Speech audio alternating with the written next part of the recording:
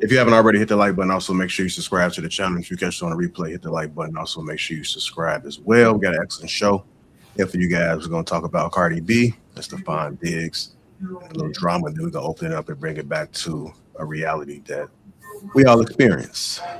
JR, Mommy Love says she can't hear you. Okay. Tell her to go back out and come back in.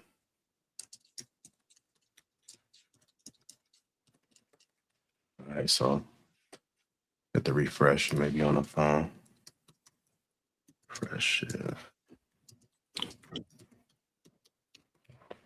All right. So while she refresh, we'll get it together. Anybody watch the Super Bowl? Any football fans? No? Yeah? Yeah. What you guys think about the halftime show? Hey, man. They got a market in South America. I think they're trying to, extend their brand. I know he had some, gender discrepancies that a lot of people thought, but I wasn't, outside of that, I wasn't offended. I mean, I wish I understood what you were saying, but he's a big star. He's a global star. So, I'm not surprised, but, it's a little upsetting to middle America. So it is what it is. Yeah, I missed the show, actually. I didn't get a chance to see it, but I'm going to go back and look at it and see how it was. I mean, some people said it was a good performance. Other people just didn't. I think you might have said you didn't like it, right? Yeah, no, I'm not a fan of watching American sports with subtitles and shit. I'm cool. Okay. Yeah. Well, again, if you haven't already, hit that like button. So we're going to talk about Cardi B and Stefon Diggs, and we're also going to talk about patterns, man. Stop dating potential date patterns. So that's going to be majority of the conversation, but we're going to open it up and talk about a little bit of gossip, a little drama. So I'm going to go ahead and play this clip, man. Are you guys familiar with what's going on with Stefon Diggs and Cardi B? No? Yeah, I think it's interesting because, again, this is a relatable. I don't really like to get too much into them, but I think we use celebrities for examples and seeing what we can learn from them, because it happens. It's just we're not famous, but it does happen in our reality. So I'm gonna go ahead and run this clip to give you guys an overview of what's been going on, and then we're gonna go ahead and get you guys' thoughts about it. All right, here we go. Been getting clues from me from my lives or from my stories when I put some certain music or from my own followings. When it comes for today's events and stuff, I don't know if it's true. I don't think it's true. I don't care to find out because I've been single for a minute now, but I've been afraid to not afraid, I just don't know how to tell the world. But I feel like today has been like a sign. The last time I got on live, I kind of wanted you guys to tell you. I kind of wanted to tell you guys, but. So y'all thought Cardi B was gonna say this? Did y'all not see her facial expression? Did y'all not see her eyes? That little smirk? She already knew they was finna lose. Her ancestors don't play about her. And that's why I always tell people, be careful who you play with. Because a woman that prays over you, literally, and that protects you in spiritual ways, if you do bad by that woman, you might not feel it right away, but ooh, you gonna feel it. Everything in your life gonna start going left. And initially it might look like everything's going right. And just give it a minute. And if I was Cardi, I'd be mad too. So yesterday, Cardi B unfollowed Stefon Diggs. He unfollowed her. And they got a lot going on right now. Now, Cardi left during halftime because of this woman right here. Now, if you don't know who this is, she's been on the blogs plenty of times because this is one of Offset's mistresses. That's who that is. And she's also King Von, I Am Kayla B, best friend. Now, look, it's like she know what she doing. This is the stuff she was posting on her story. And if I'd be mad because it's just like, where's the loyalty? You front row, you next to his mama. He hugged you, he shook your hand before he shook his mama hand. I'm not gonna lie, I'd be pissed. And then you just so happy to flaunt it around. I ain't even mad at Cardi. I ain't even mad at Cardi. I just know Offset is cackling right now. I just know he laughing right now because it's just like, you left me to go be with the same man that's doing the same shit as me. I know he laughing. I really, really, really hope Cardi stand on business though. I really do. Because how many times you gonna let these men play in your face? And the baby mama was there at the Super Bowl. He keep playing with Cardi. We all know how this gonna end. Man, so it say Cardi B has unfollowed Stefon Diggs and left in the middle of the Super Bowl. Somebody said she done with dude for real. I ain't gonna lie, bro. If this true, Stefon Diggs fumbled. It seemed like when she was there supporting you was winning every game. Soon as she ain't there cheering, your whole team go downhill. That's why I be saying some women out here are good luck. Soon as you lose your girl, everything fall down. Better luck next year, bro. So I got some information from a source that will remain anonymous about what allegedly happened to cause the tension between Cardi B and Stefon Diggs yesterday during the Super Bowl. According to this report, Stefon Diggs said he wanted both of his sons at the Super Bowl and that Cardi agreed with it off principle because they're in a relationship. And Stefon Diggs' mother was supposed to be the one to bring the baby to the Super Bowl because one of his baby mamas has been known to be feeding false narratives to the blogs and saying that their relationship is not authentic and that it's a PR stunt. They go on to say that Stefon Diggs' baby mother changed her mind about Stefon Diggs' mom being the one to bring the baby and said that she needed to attend herself. And so according to them, what Stefon Diggs did was he bought a ticket that was separate and not in the same space as all of the family and everyone else so that there was no confusion about what was going on. But as soon as she sat down, she posted a picture of her and his son at the Super Bowl, and the blogs got a hold of it and ran with it, which is what Cardi B was trying to avoid. Now, this is all allegedly, of course, but I could see how that would cause really bad tension in two public figures' relationships when they're trying to keep everything copacetic, especially as they're co-parenting with their other kids having different parents. He expressed to her he would like his child to come to the game. Right? Mm-hmm. Says that the child is coming to the game with his mother. Cool. Cardi says cool. Allegedly. All allegedly. All allegedly. Before the game, the kid's mom calls and says, on second thought, I want to bring my child to the game. To which he now buys a separate ticket for her, so she's away from family and friends. Okay. So she gets there, immediately posts, I'm at the game. Now this shit is all over the... But of course. So it gets a little tricky. On top of that, apparently Stefon's best friend, which we'll leave names out of this, is Offset's old mistress. Yes.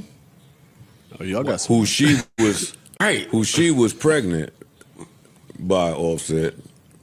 Allegedly.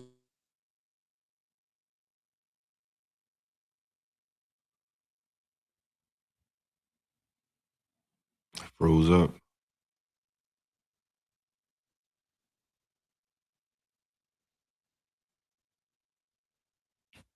It froze. I think JR froze too, though. I think he did too. Yeah, man. Shout out to everybody in the chat. Bear with us. We got some technical difficulties, man. We're gonna be back.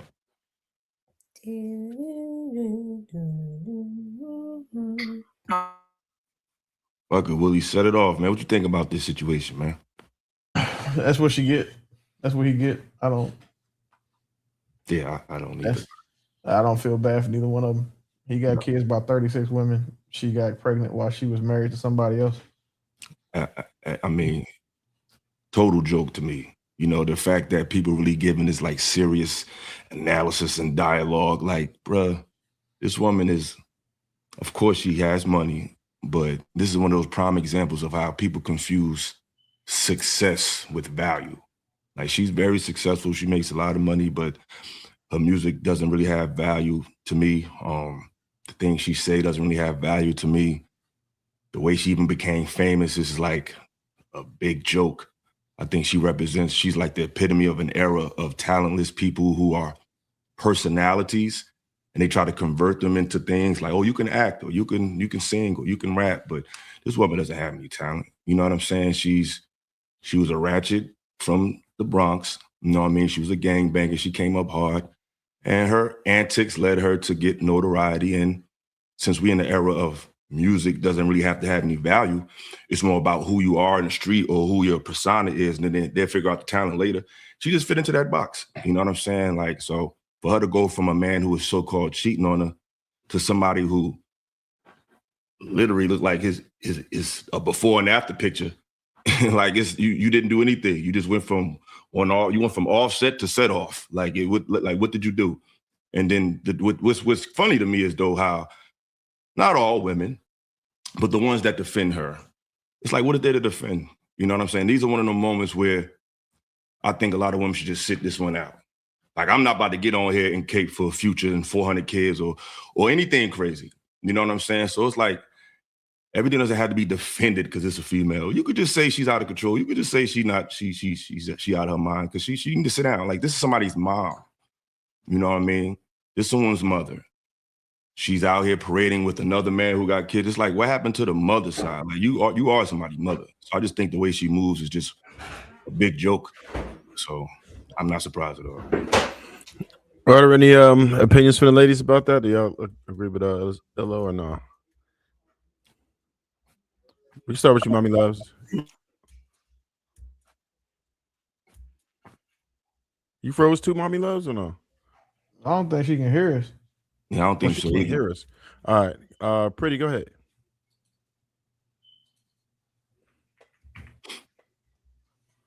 Yeah, to just piggyback off of what Illa said, I don't trust no man with those tiny braids. I just think that, it's clear that this was just destined for failure from the beginning. I don't really look at celebrity relations. I know very little about this situation. I just looked up Stefon Diggs and I was like, ooh, small braids.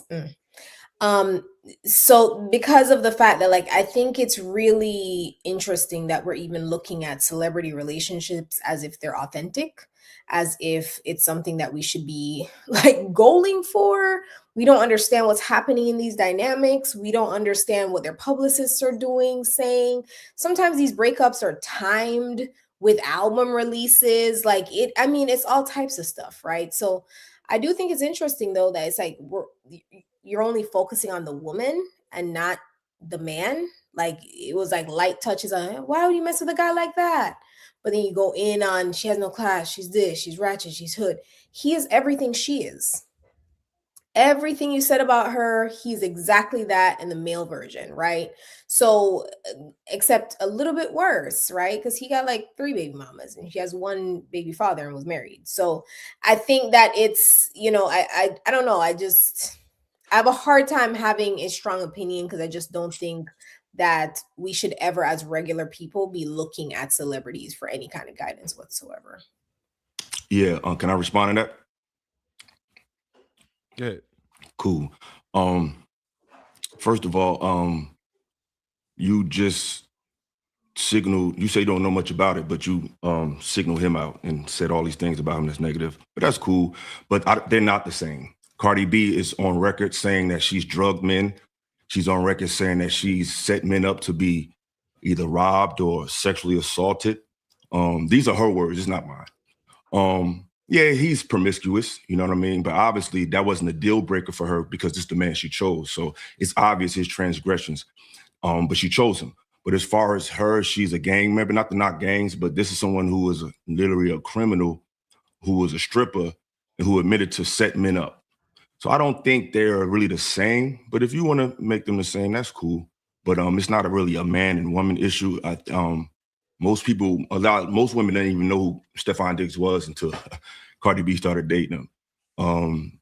So obviously she's the star, but it's obvious what type of guy he is. I mean, he's an athlete who has a lot of money, but she chose him. This is the guy she chose after being cheated on. So I'm really trying to understand her logic is, to me, is what seems to be in question. Those other men been doing what they doing. Stefon Diggs has gotten women pregnant since he's been with her. So the issue is her decision making. These men been who they were, but she's a criminal, and like I said, she's on record saying that she drugged men. So to say that they're just as bad, I think that's a stretch. But to each his own, you know. Pretty, if you want to respond real quick. If not, then we'll go to Bo. But I might let you have this one. When I tell you I don't want to have that one at all whatsoever, because Jesus. Now, what I will say is, and forgive me, this is going to be a tad bit out of character for me. I think that, my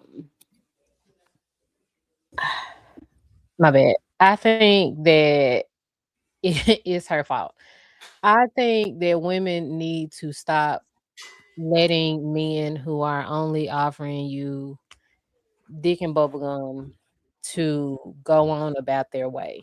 If your goal is to be in a serious relationship, if you think that you are a relationship type, I think that any man that approaches you that don't have nothing but a stick and balls, you need to send them on their way. I think that if you deal with them, you get what you get.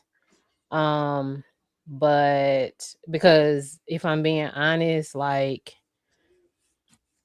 you could read some men from a mile away, and men with fame and a lot of resources are usually them fuck niggas. And I encourage women to lead them at the curb.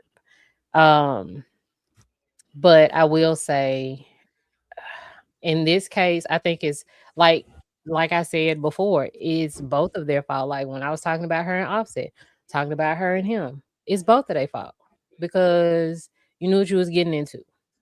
Both of y'all knew each other because you've seen past relationships, you've seen what they've been doing. It's easy to predict in this situation. So I just feel like it's both of their fault. Okay. The thing is that, like, I don't disagree, right? Like, but the thing is, when Illa said they're not the same, they quite literally are. They're two irresponsible people who did very irresponsible things. Like, I don't understand what the fundamental difference is. I mean, you're saying that you expected a criminal to make a good decision about a partner. What? You just said she's a criminal, and then you expect her to make a good decision about a partner. They're the same. Like, I don't like, these are, we're sitting here, I guess because they have a couple dollar signs, but in my opinion, I don't really see any of these people as people I consider role models. I don't follow them. So, like, that's why I'm saying when I said they're the same, they just truly are. Okay, what you originally said was that I focused on her being not a quality person. So based on that criteria, there is a difference. Now, we can say he's morally wrong, or he's promiscuous, or he's immature. He's emotionally immature. He may be lacking in some masculine levels of accountability. I'll give you that. But to compare that to a person who is on record, who is a self-proclaimed blood, who is a former stripper, who would set men up to be robbed and raped by transsexuals, to say that they're the same when the criteria. We gotta take it easy with the with Transformers, to say that they're the same as far as levels of class, I think that's a stretch. But you know, if you want to make it a man and woman thing, you're free to do that. I'm not doing that. All I'm saying is, compared to the two, their greatest transgression by on record by Stefon Diggs is being promiscuous, being with a lot of women because he's rich and they choose to be his child's mother. Very irresponsible, very distasteful. But I don't think that is in the same category, because we're not asking them. The criteria is not role models. So that's what you made up. I'm not looking to them to lead me anywhere. But like I said, this person has a history of trashy behavior before they became a celebrity. And I think it has just bled into their life. I don't know Stefon Diggs' past. I know he's from Maryland. He went to college. He got drafted by NFL, got some money, lost his mind, started having mad affairs with women. That's the worst I know about him. But as far as Cardi B is concerned, like I said, her transgressions, her confess transgressions. She even said I heard somebody say men only bring dick and balls to the table, whatever, and that's perhaps some of them do. With a lot of money, he has that as well too. But who cares? But Cardi is on record for saying all she has is vagina. She actually has a hit song about it. It's called WAP. You know what I mean? I don't cook, I don't clean, but you know, she got that thing. So I'm just quoting the woman. You know, this is her lyrics. And this is the thing she's quoted out her mouth as far as what she's done to men. Now, I'm sure you women I hear you guys talk a lot about how, you know, protect women and you shouldn't abuse them. So I would think that somebody who has self-proclaimed abused men and robbed them and got them assaulted by other men, I would think that that's not really equating to just being promiscuous. But if you want to equate the two, you can. Go ahead, Bo. You had something to say? I think that it is quite funny how now we can spot abusers, and now we know how to notice abusers now. Congratulations. I'm so glad you came to the party. Late, but at least you're here. But what I will say is, just because she did something in her past does not mean that she is that same person. A lot of us have done things in our past, and we are just not those people anymore. So to use that and just be like, I mean, no, I mean, she is combative. People know how she is. Like, she got a mouth on her. She is Latina. Like, they got mouths. They gonna fire you up. Nothing about her past has she brought into, like, we haven't seen any semblance of her being a stripper. She makes music. She talk about whatever she talk about. There are a lot of men who make music about, illegal activities, and they don't even do it. Like, how you attribute every single thing to, like, that she says in her songs to who she is crazy, because y'all will take up for a man in a minute who makes this stupid music, because you know that they not out here doing this, but some kind of way we do it for women. But whatever. Okay. Hold on, we still got a lot of cats to get to yet. So we're gonna go ahead and we'll circle around to it though, for sure. No problem. Come back to me, please.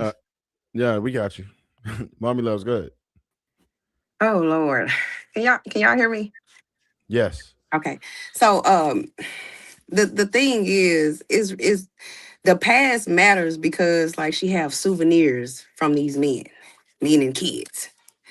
So that plays a big part in you have to bring up the past, or you have to, it's proven like she was a stripper. Like, she has plenty of videos of being a stripper and this and that. Like, the thing is, they are not the same.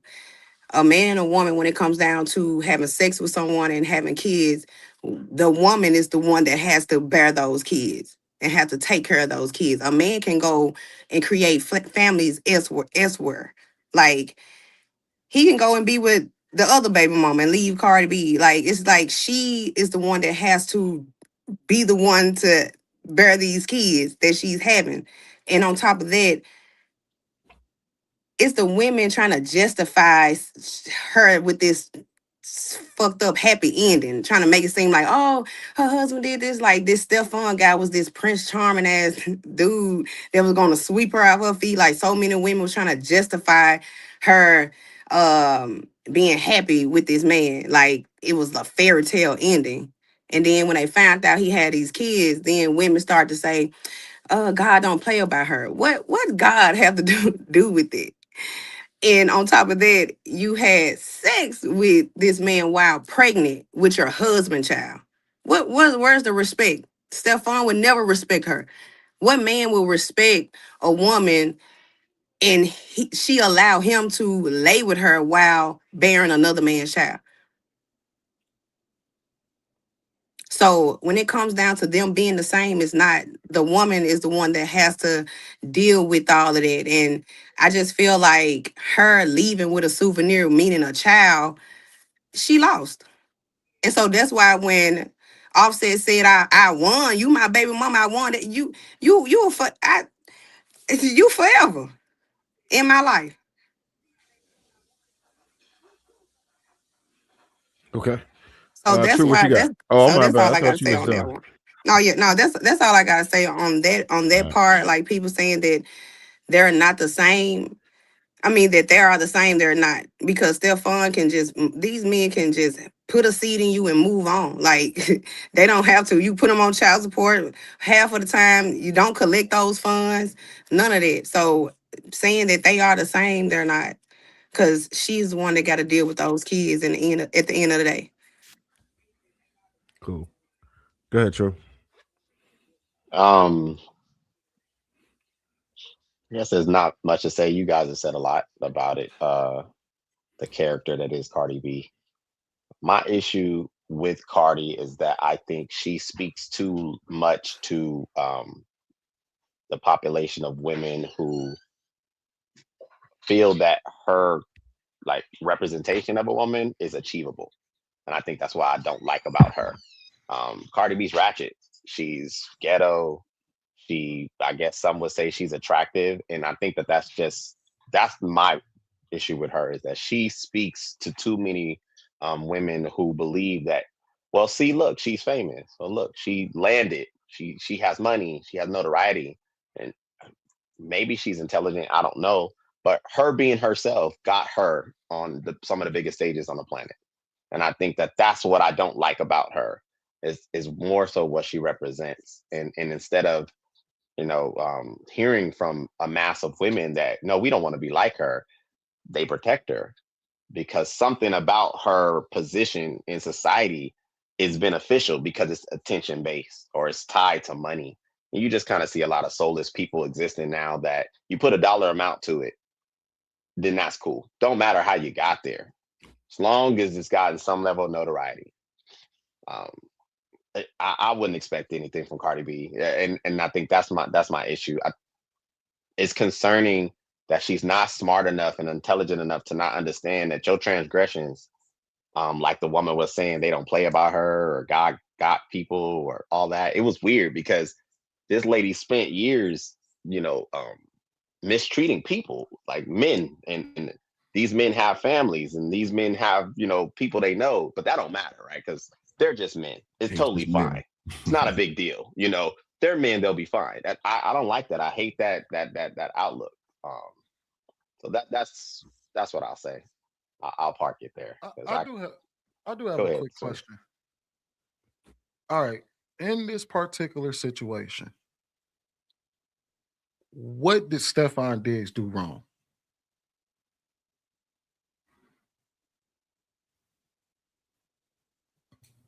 Get a married woman pregnant? No, I mean just in the situation that caused their breakup. What did he do wrong? Because this is what this is all about. Everybody's saying, "See, I told you so." What did he do wrong? There's a saying that man say if you're gonna have a bunch of women and you're gonna have side bitches, you gotta be able to control your hoes. That's what he didn't do. He didn't keep his son's mother in the position that she was supposed to be in, that he was supposed to monitor and make sure she was in based on the relationship that he had with Cardi B. Because she was up in a suite, she was on the side, she was on the 50-yard line. If you've been to the Super Bowl before, you understand that 50-yard line ticket experience is different than being in a suite.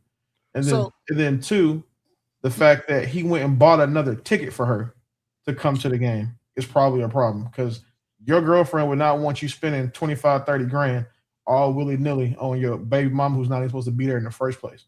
And this is where the whole thing with me, it falls flat. Cardi B, that woman has been there. You literally got pregnant by a dude that had got 2 to 3 other women pregnant already while you were pregnant. This man was set to propose to you after the game. According to everybody, this man was set to propose to her. You went and acted an ass because his baby mama was at the game with his son. That he bought a ticket. He didn't go hang out with the baby mama. He didn't go sleep with her. He didn't go take pictures with her all in the camera saying, He bought a ticket so his son could be at the game because his baby mama reneged on their deal. And he said, all in the name of my son being there. Screw it. I got the bread. Because he said he wants his kids to be there. So you, because you were upset that this chick took a picture, according to the video, his baby mama took a picture, you were like, oh, well, I'm gonna treat this man any old kind of way during the game because everybody started picking up on the signs during the game that she felt some type of way, which led to the alleged breakup. We don't even know if they actually broke up or not. I think they unfollowed each other, but we don't even know if they actually broke up or not. But all this, she's acting an ass because he bought his baby mama a ticket to the game, so to the Super Bowl, mind you. There's no guarantee you're going to the Super Bowl every year. He wanted his son to watch him play in the Super Bowl. And you know, and I'm sure Cardi B knows this because guess what? She's a baby mama herself. That, hey, this comes with the territory. She reneged on the deal with my mama. I don't know what to do about it. I want my son to be there. I throw 25 grand in the club. I had to buy her a ticket. I didn't put her next to y'all. I didn't put her in the suite with y'all. I put her down there at the 50-yard line or wherever the hell she was at so that my son can watch me. So my son can watch me in the game. Shan, what you got? I know you've been waiting. Okay, maybe I'm confused. Wasn't there like a mistress or somebody there? Does she have a kid by him? Or are these different people? No, so the other stupid thing is that I guess he got a best friend, and his best friend is Offset's baby mama. How this shit happens is beyond me. Okay. How y'all found yourselves to be that intertwined with each other where Stefon Diggs' best friend happens to be Offset's baby mama is crazy. It's not his baby mama. It was somebody he was just sleeping with. Oh, his some chick he wound up sleeping with. Who's sleeping with? Offset was sleeping with. Oh. I just feel like we're like geriatric people trying to become hip to the game right now, and this is crazy. But like, we're like, who said and who had put the girl? But I think I'm the same because I do not understand what's happening. But I think so. It's just a lot going on. It will make any woman, because women are emotional, upset. I agree with the whole, if your kid is coming, you should be able to celebrate this moment with your children and their mom. But I think that there are more pieces to that than just that part, right? No, Cardi B's that retarded.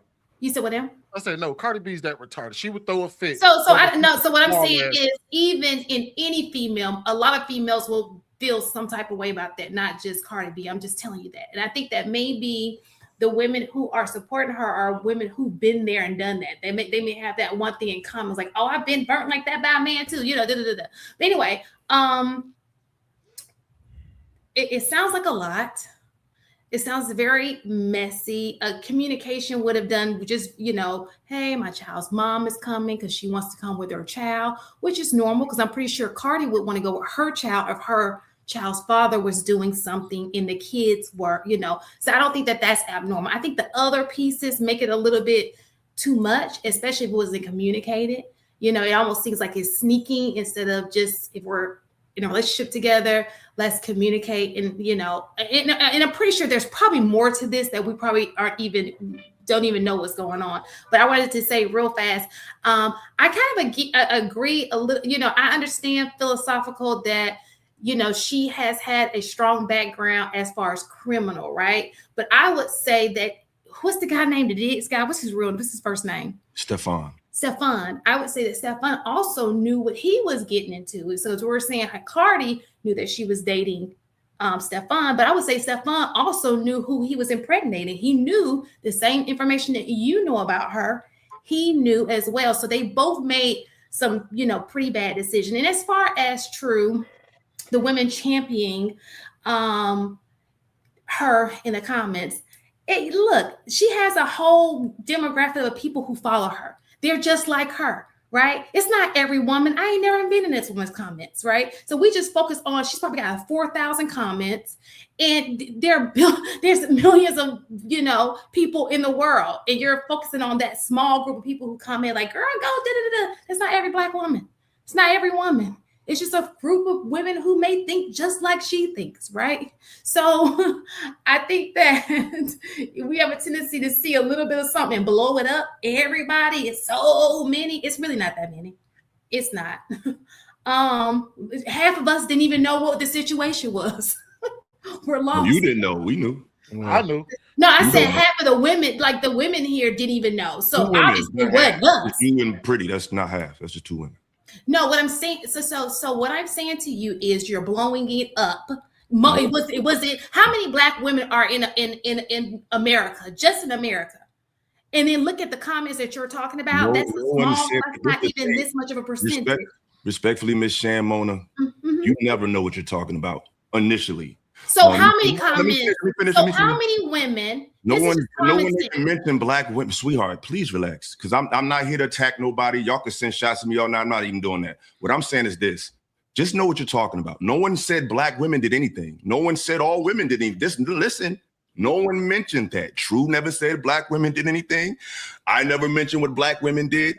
You assumed that, and you started making accusations on what you never even heard. So you need to chill out and listen, and then making a clear assessment. You don't have to agree with us, but you coming in talking about we blanking Black women. No one even mentioned what Black women do, or no one mentioned that. What I was talking about was a person's history versus. I did not say you on that part. You say y'all. No. I said you. I never even said that about Black disagree. The only part I disagree with you on is I think they were both equally at fault.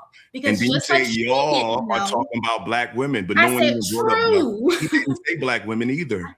Are we saying that Cardi B is Black? Is that what we're doing? So what I'm saying is, okay, so I apologize if you didn't say Black women. But what I'm saying is any group of women. Okay, if you look at those women who are championing her, they are not the majority.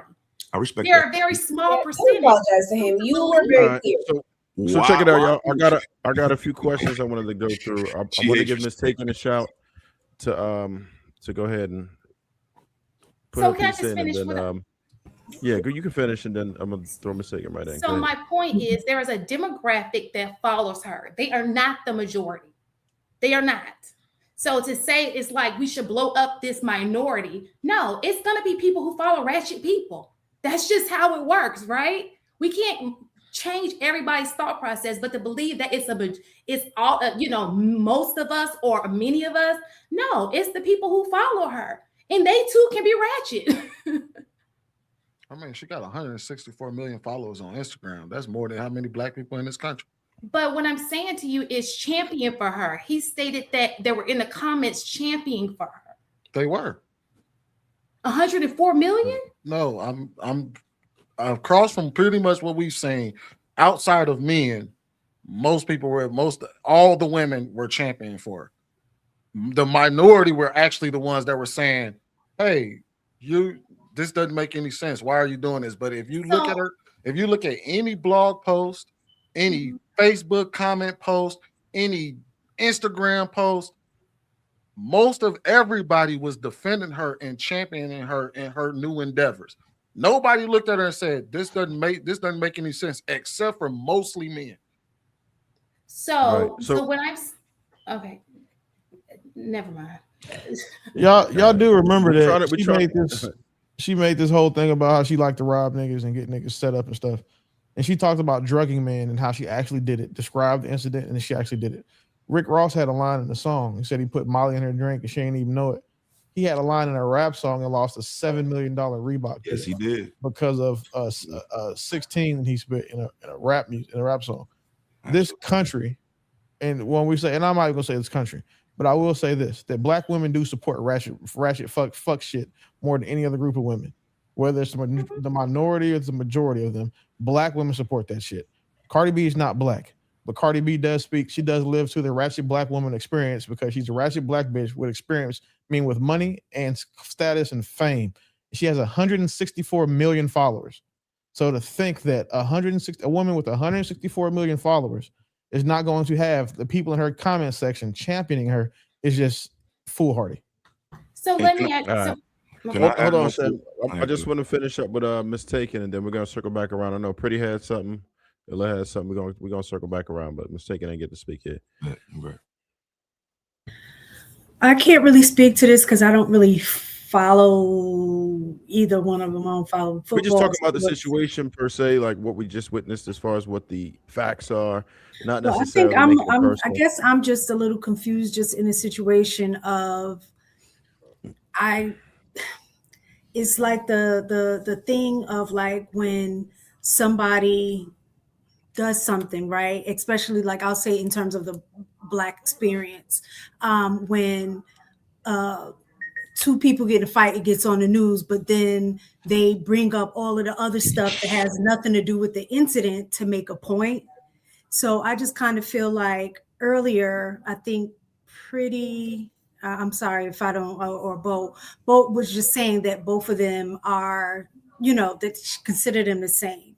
For me, I think the difference, or trying to make the difference of saying who's worse because both of them are exhibiting poor behavior doesn't make sense.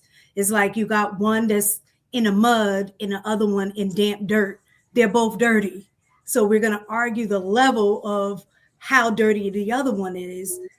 To me, that just doesn't make sense. All I'm saying is it was a ratchet situation on both ends, is not a benefit to the kids, is not a good example for anybody watching.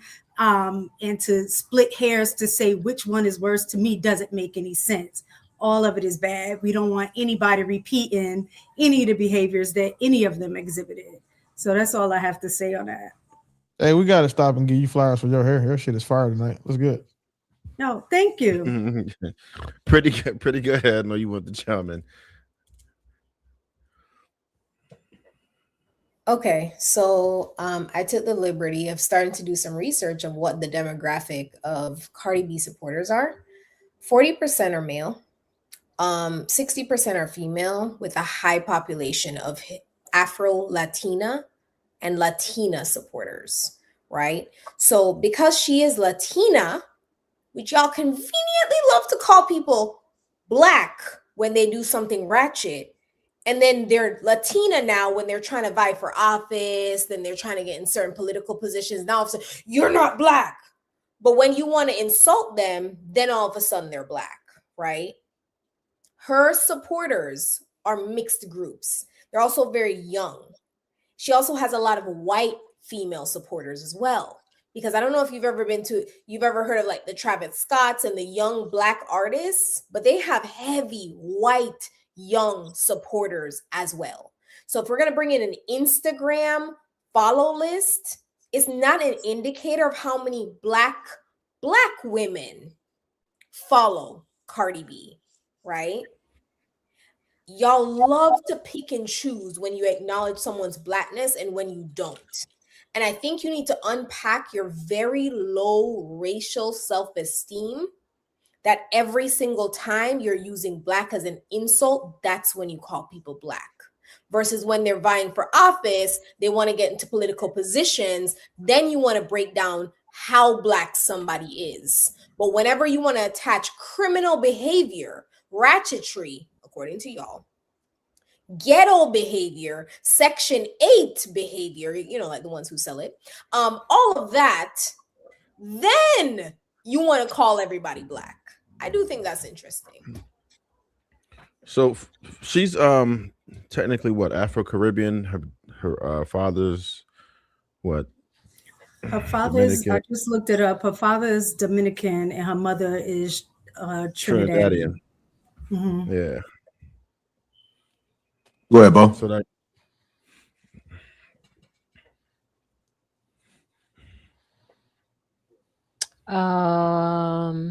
I don't really have a whole lot to say.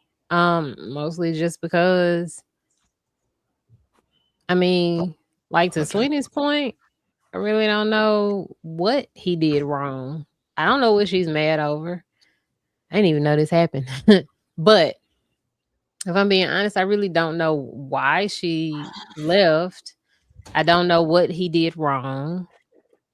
because I think that there are certain details that we just don't know about their relationship. Like there may be things going on that we don't know nothing about. We only can say what we see, but it may be something whole different between them behind the scenes. So I don't know. Okay. We're gonna go ahead and transition, man. Get up off of this. Super Man, chat. y'all gonna let me respond? Okay, cool. Oh, okay. Go ahead, respond. I didn't know you want to respond. I'm just Yeah, getting you back know, to the next it was a lot said. But I think it's a lot of I don't know, maybe the sound is off, but it seems like people are just hearing what they want to hear. First of all, respectfully, fuck both of them.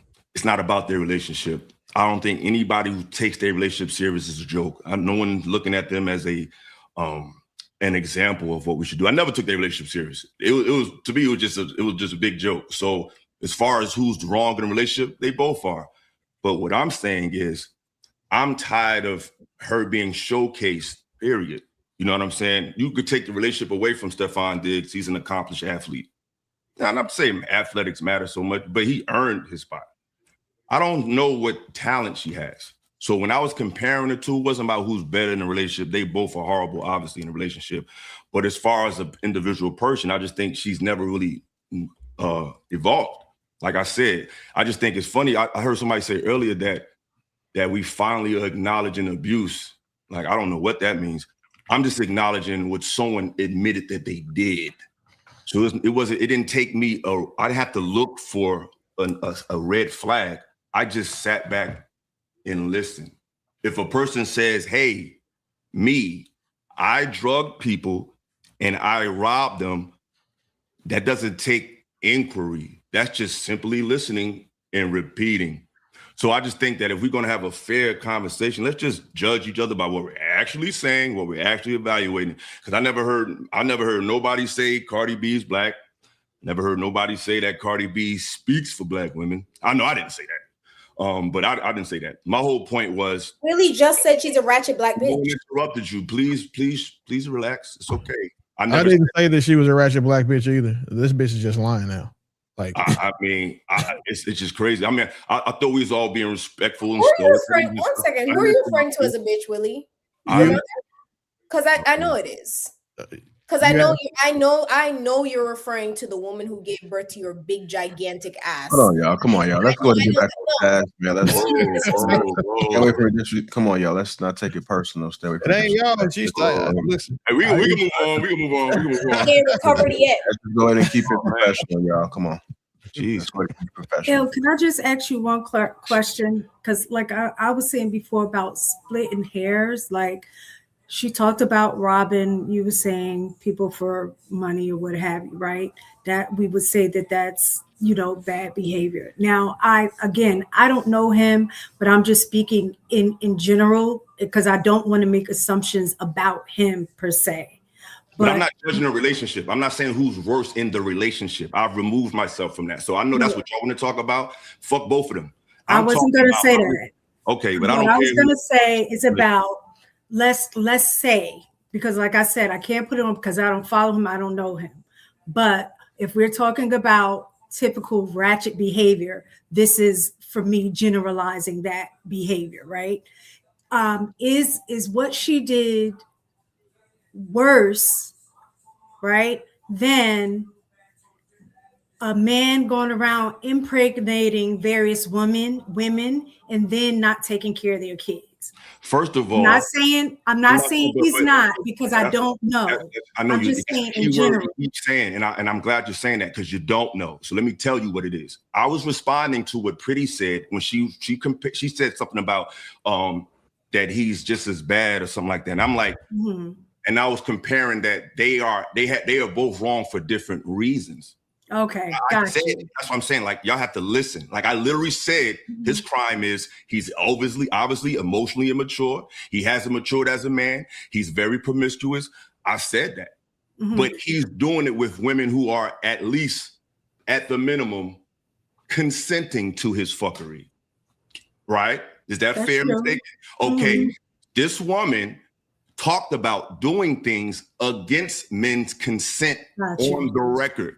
So by definition, if we're all conscious, intelligent adults and we could take our male and female feelings out of it, One person has a history of being a lot more negative than the other because everything he did with women was complicit and consensual. Whether was it morally wrong, right? Absolutely not. Okay, I can agree with you. I get that point. It's Yeah. unfortunate part. I said that from the beginning, so we needed to all be like better listeners. Because You explained it better because what I was looking at was the general statement that you made. So I was speaking to it was in response to what Pretty said, but you didn't right. hear that. But what I'm saying is I was speaking generally. What you just said made it, you zoomed in on what that difference was in terms of one being, hold on, I did that one earlier. being, no, one being consensual and one not. But That you didn't know was that? You thought he raped them? He's no, not on trial for forcing women. Hold on. He's never been on. Hold on. Hold on, y'all. I'm One mic, y'all. One mic. Let the philosophical. person You're finish. arguing to something that I'm saying. I agree with you. You're arguing against what you're saying. I'm saying now that you added more detail in what you were saying, I get what you're saying, and I agree with you. No problem. I'm not trying to argue with you. What I'm saying is he only was just being with multiple women. His crime was not essaying women. It was just getting them pregnant. So that was already established. He's not a criminal. He's just a player with a lot of money. He's a playboy. All right, we're gonna go ahead and move on because I don't want to spend too much on this card. I want to get into the main discussion so we can come back to us average folks. Let me get to these super chats. Marcus Evans, $465. Hello to the good people on the panel tonight. Y'all know who y'all are, and welcome back, Mommy 3. Marcus Evans, $5 says, and please let's be respectful and act like adults tonight. Because last week, amen, very distasteful. Jay, a story to tell. $10 says, Bo, she was on Twitter Spaces 1 month ago saying she robbed men and she would do it again. And what? In quotes. Marcus, again, $2. And what up, brother Sweeney? We got Sweeney in the back. We also got Savage in the back as well. Story to tell. $10 says they interviewed 35 of Stefon Diggs' teammates about him. 35 of them said they wouldn't let him anywhere near any females they cared about. Want to thank everybody that's contributed to the platform. All I'm asking for you guys to do is just hit that like button and go ahead and share the stream. Let's get into this main discussion. Y'all good, man? Let's try to keep it professional. I know we mature up here, man. Let's have a discussion. Let's not blow it up all in the beginning. Yeah, we gotta wait till the end for that. Yeah. All right. The main discussion tonight. I'm talking about the patterns, man. Question I want to pose to the panel. Be honest. Who here has dated potential and ignored patterns? I think we all have, to be honest. No? You said no? Okay, Mommy 3 said no. Who has dated potential and ignored patterns? Are we being honest here? Or? I definitely have. What did you call it when you ignored the pattern? Optimism. What about you, Ella? Faith? Faith, just a hope in the person's potential, seeing what they could be. You know what I'm saying? Speak what they say in the Bible. They speak to things that are not as though they were, faith of a mustard seed, you know what I'm saying? Can move mountains, but unfortunately can't move emotions. Okay. Maturity. Go ahead, Bo. What did you call it when you ignored the pattern? My fault for being delusional. Okay. What is the worst pattern you accepted because you were attractive? Because they were attractive? Go ahead, Mom. Just being stigmatized. I ignored it. Stigmatized. Okay. Anyone else? Ignoring the inconsistency. I think that's probably one of my biggest issues, just the inconsistency. Like, damn, she bad the motherfucker, so I expect her to be busy or inconsistent, and then didn't realize that, until I had a string of equally attractive women who were consistent. It was just about, their investment in me, and not necessarily what they had going on. Okay. Yeah.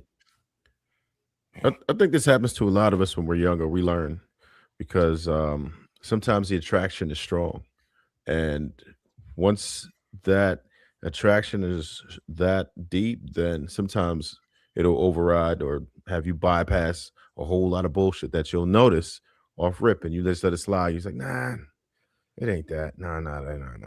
Oh, it might be a bad day for him, and it just, you could easily watch it snowball into something greater, where it's just, you realize that little tick they have is something that's part of their core being, right? And that one thing that you really are attracted to and you feel like you need now, it's got you taking a whole lot of bullshit with it. And until it blows up in your face, sometimes we just have to learn the hard way. Yeah, real. If someone shows you who they are 3 times, why do people still wait for the 4th time? Because people, I don't want to go ahead. You can go ahead. So. I guess I just like, with the question of like, have you ever dated pattern versus potential? Are you like implying that, or I'm sorry, is the implication when we answer this question that you've watched somebody before, or that you've asked them these certain questions and you've ignored, I guess, what they told you? Because I'm wondering, like, would that be what you observed, what you know, or what they said? And oftentimes, where the masking comes into play is that if I'm just meeting somebody and I don't know them and they're telling me a thing, if somebody has ill intentions, they're not really going to be honest about the fact that they were terrible people. They're probably going to lie. So like, I just want to know what part in it we see the pattern, or is it what they say?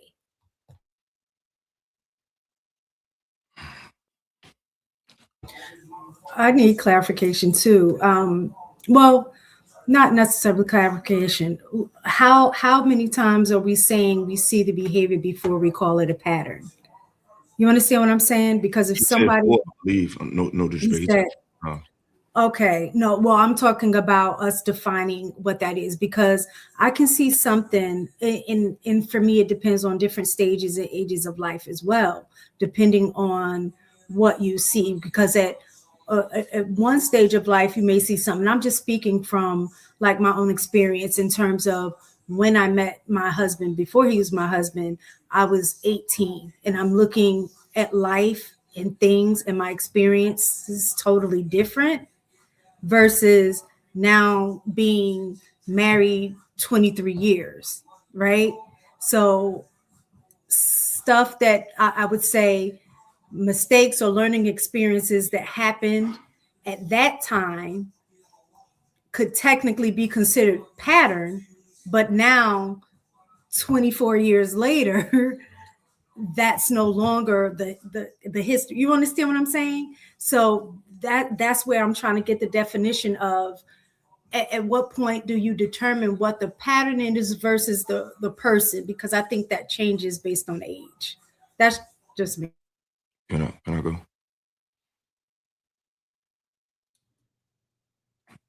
Anybody gonna go? I'm gonna go.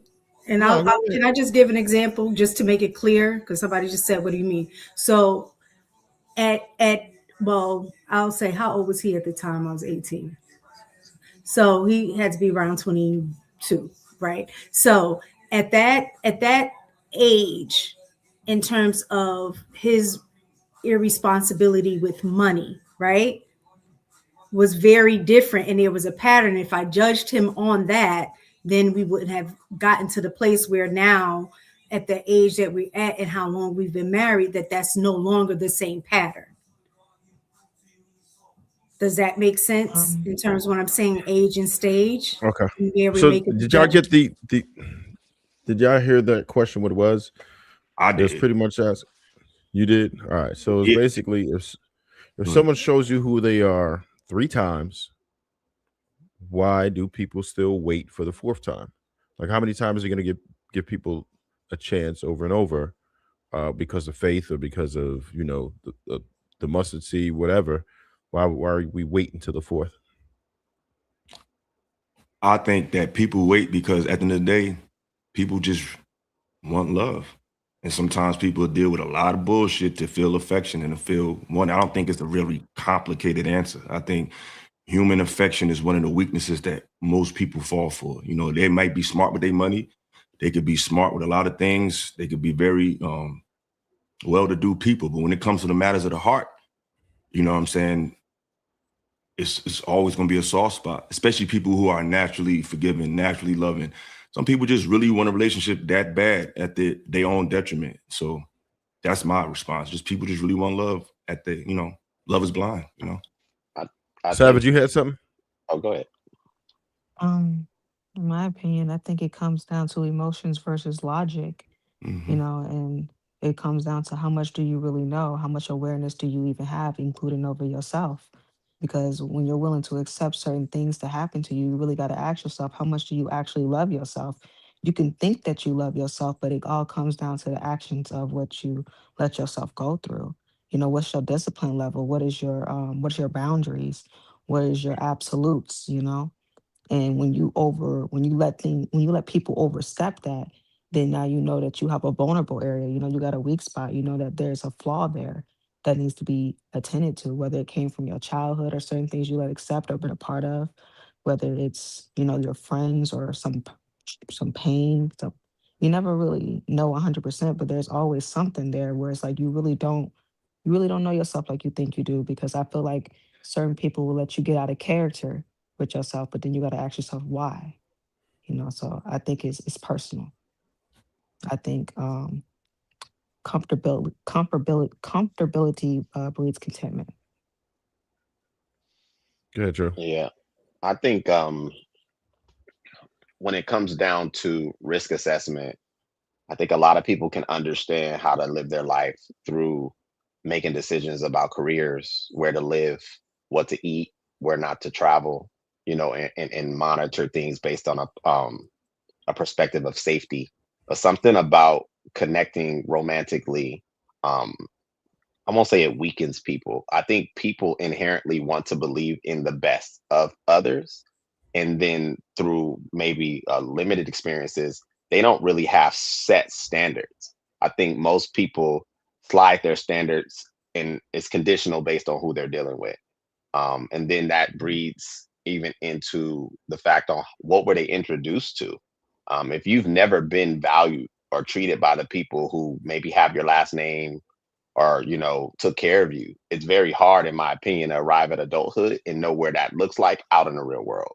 And I think that that's more people's experience than not. So any level of good feeling or some level of notoriety, validation that they get, it illuminates their world because they're operating from a place of deficit and not abundance. That's what I've seen, and that's both male and female. It breaks my heart there's so many men walking through the earth right now that don't know what it is to be actually respected and treated good. But that's what I see in our land. Thanks. Mommy loves. Go ahead. I don't know.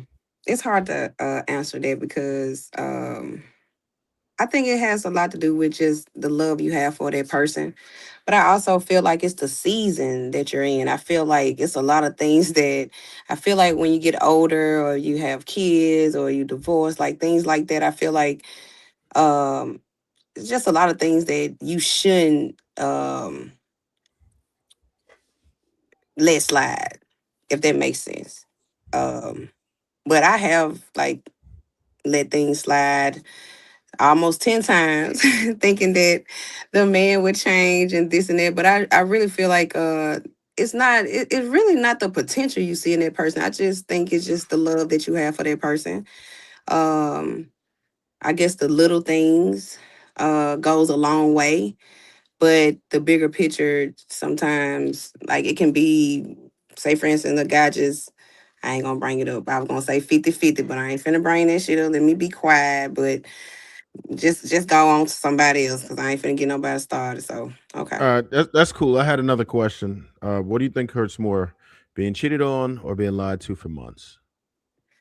Being lied to. What? Being lied to about what though? Yeah, like what you mean by being lied to? Yeah. Being lied to about cheating. For Yeah, months, it could've been- like you. Hey, Being lied to about about cheating. I mean, could've lied about if you something unhappy, major, let me about know. their, Huh? It could have Can been I have about an their example, educational Trail? status. It could have been their educational status. It could have been their income. It could have been their upbringing. Anything that's Okay, probably would have I'm been gonna a put it deal like breaker. this. to where Okay, you I'm feel gonna like put. you were manipulated. None of that shit hurts more than being cheated. If me finding out you don't have a master's degree don't hurt as bad as finding out you suck somebody else's dick. What are we talking about? Let me say this. Let me Yeah. say this, Willie. Let me just say this because this is my damn question. Wait, it ain't your turn yet. Wait. My bad. Go ahead. Okay, I'm gonna say it like this. I'm like what Miss Taken said. I'm gonna put it all in one when it comes down to the lying and the cheating. I'm gonna put it like this. I would be messed up on both ends, but if you unhappy, don't lie like we're happy, like we're good, and then go out and cheat. So I'm gonna say, don't lie to me. I feel like I don't like that example you said, Smooth, like the I think degree that's or something like that, or a job or this and that. I feel like lying like we're in a good place in a relationship, then you still turn around and go be with somebody else or go cheat on me, then I'm No, mad but at that's the different. lie first. That's I'm mad at the lie. I'm okay. mad at you're not communicating with me, telling me what I'm doing wrong. Maybe I'm not good in the bed or something like that. It's something that you're not satisfied in. Maybe we had a debate on some bills or some household things, and you're unhappy, and you just sitting next to me in the bed unhappy, and you're not, and you're lying like everything good, then you go and cheat. And I feel like the lie will hurt me more. I think I just every week I learn how different men and women are. Because every example you gave me, Trev, every example, finding out she don't have, she uneducated, finding out that she was raised into a single parent household, none of those things could ever affect me the way What if it you will feel like finding she out. had? What if she feel like she had? What if you found out that she had like one of the Batman Forevers? That's different, bro. See, nigga, come on, listen. If you know what, Sweeney was just up here. I expect him to ask questions like that, not you, Trev. Like that's so. If I found out she had a Batman Forever, the first thing I do is make sure that I don't also have Batman Forever or Batman Beyond. And then the second thing that I do is we have a very pointed conversation about how you got to get your shit out of my house. And there's not a conversation needs to be had because that's the part if I don't have anything. But find out that I do have anything, I'm going to jail with it. That's what I'm going to do. What's Batman Forever? A house in Virginia. Thank man. you for asking that. Okay, that's Damn, Mona, Chan was in the top that's Tommy an Lee or something, man. STI you can't get rid of. May I? Like when he said Yeah. house in Virginia, you get the initials HIV, house in Yeah, Virginia. I know house in Virginia. Shan, where you from, Shan? Where you from? We call it I call it the ninja, or as I die slowly. Go ahead, Savage. Shan, where you from, Shan? Alabama. You should definitely know. No, I didn't Oh. know that. There's a lot of houses in Virginia and Alabama. My Go ahead, opinion Savage. on it is that I feel like the cheating is worse than the lie because I feel like the lie indicates some type of insecurity, some type of shame, some type of hurt. And it shows vulnerability. And when you have vulnerability, that gives me something to see or help you work through to help better you. You know, you can explain to me why you lied about this, which gives you the opportunity to open up. Opening up gives me the opportunity to be there for you, understand you a little bit more. Why did you feel like you need to hide this? What happened? Because just because you got caught doesn't mean I need to penalize you for it. But when you cheat, that's betrayal. You made a decision. You got prepared. There was stages and steps that led up to this, and nowhere in you did you feel like you need to stop this. You continued up until you got caught. That means if you didn't get caught, you was gonna keep on doing this and betraying me to my face.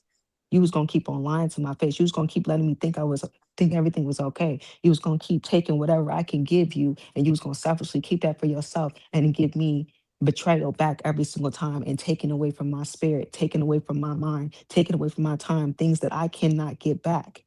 I can understand the lie. We can work through that. That's something that's tangible that I can see, like, okay, I understand versus you cheated on me. Like you got in the bed with me, you laid down with me, and you let me wake up with you. And then you made a decision to keep on going. Like, nah, you can't come back from that. Like that's foul. But I you mean, said lying that is you will bad, but understand. Yeah, you said you will understand his de- lie. You said you will talk to him. depending on the lie. I mean, let's just be realistic and people Yeah. are human. That's why I Depending on said the he lie, can I would lie say about that. cheating. You said that you will be understanding if he lied, but that's lying, cheating too. Like he lying, like he's faithful to you.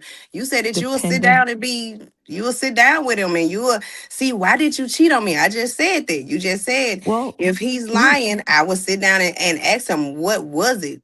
It's a reason why he cheated. And it's a reason why he lied.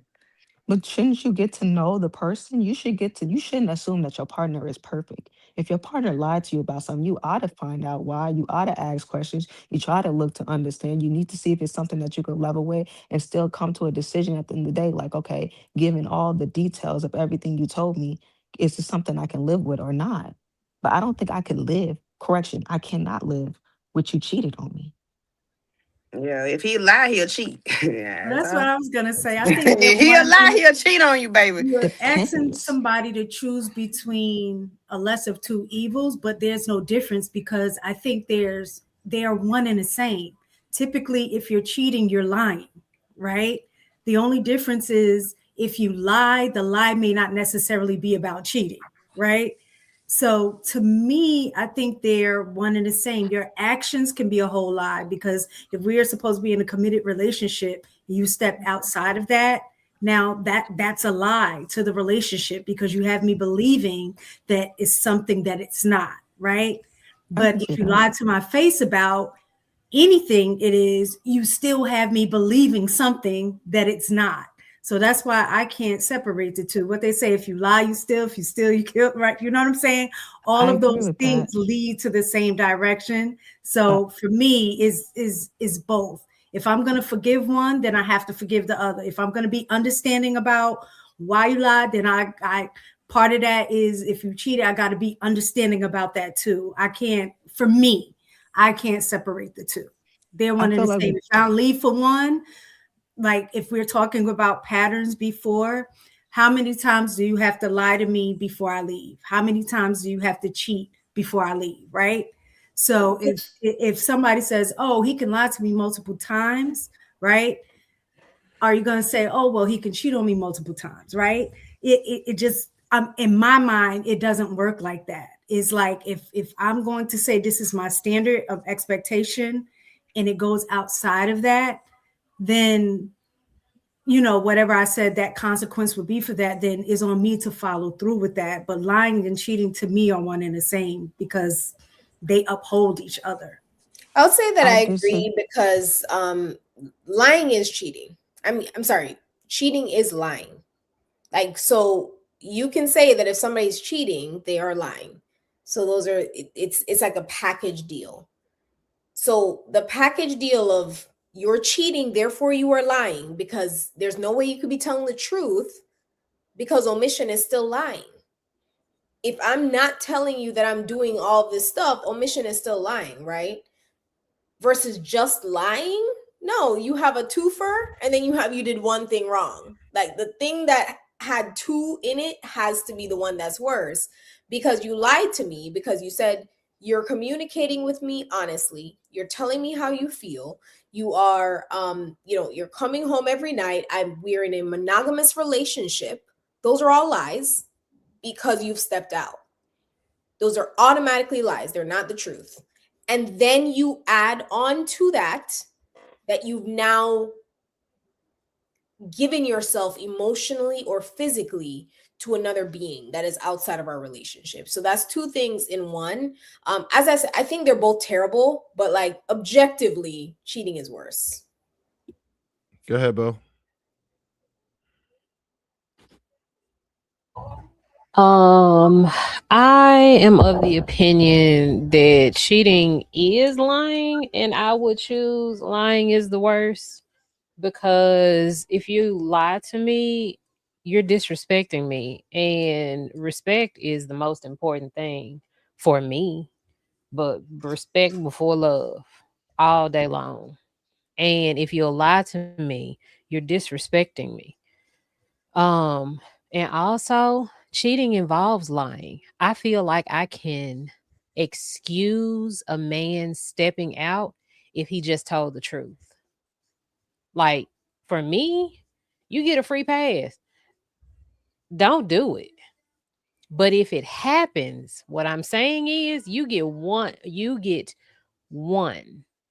As long as you tell me the truth. As long as you come to me and you like, "Hey, I fucked up."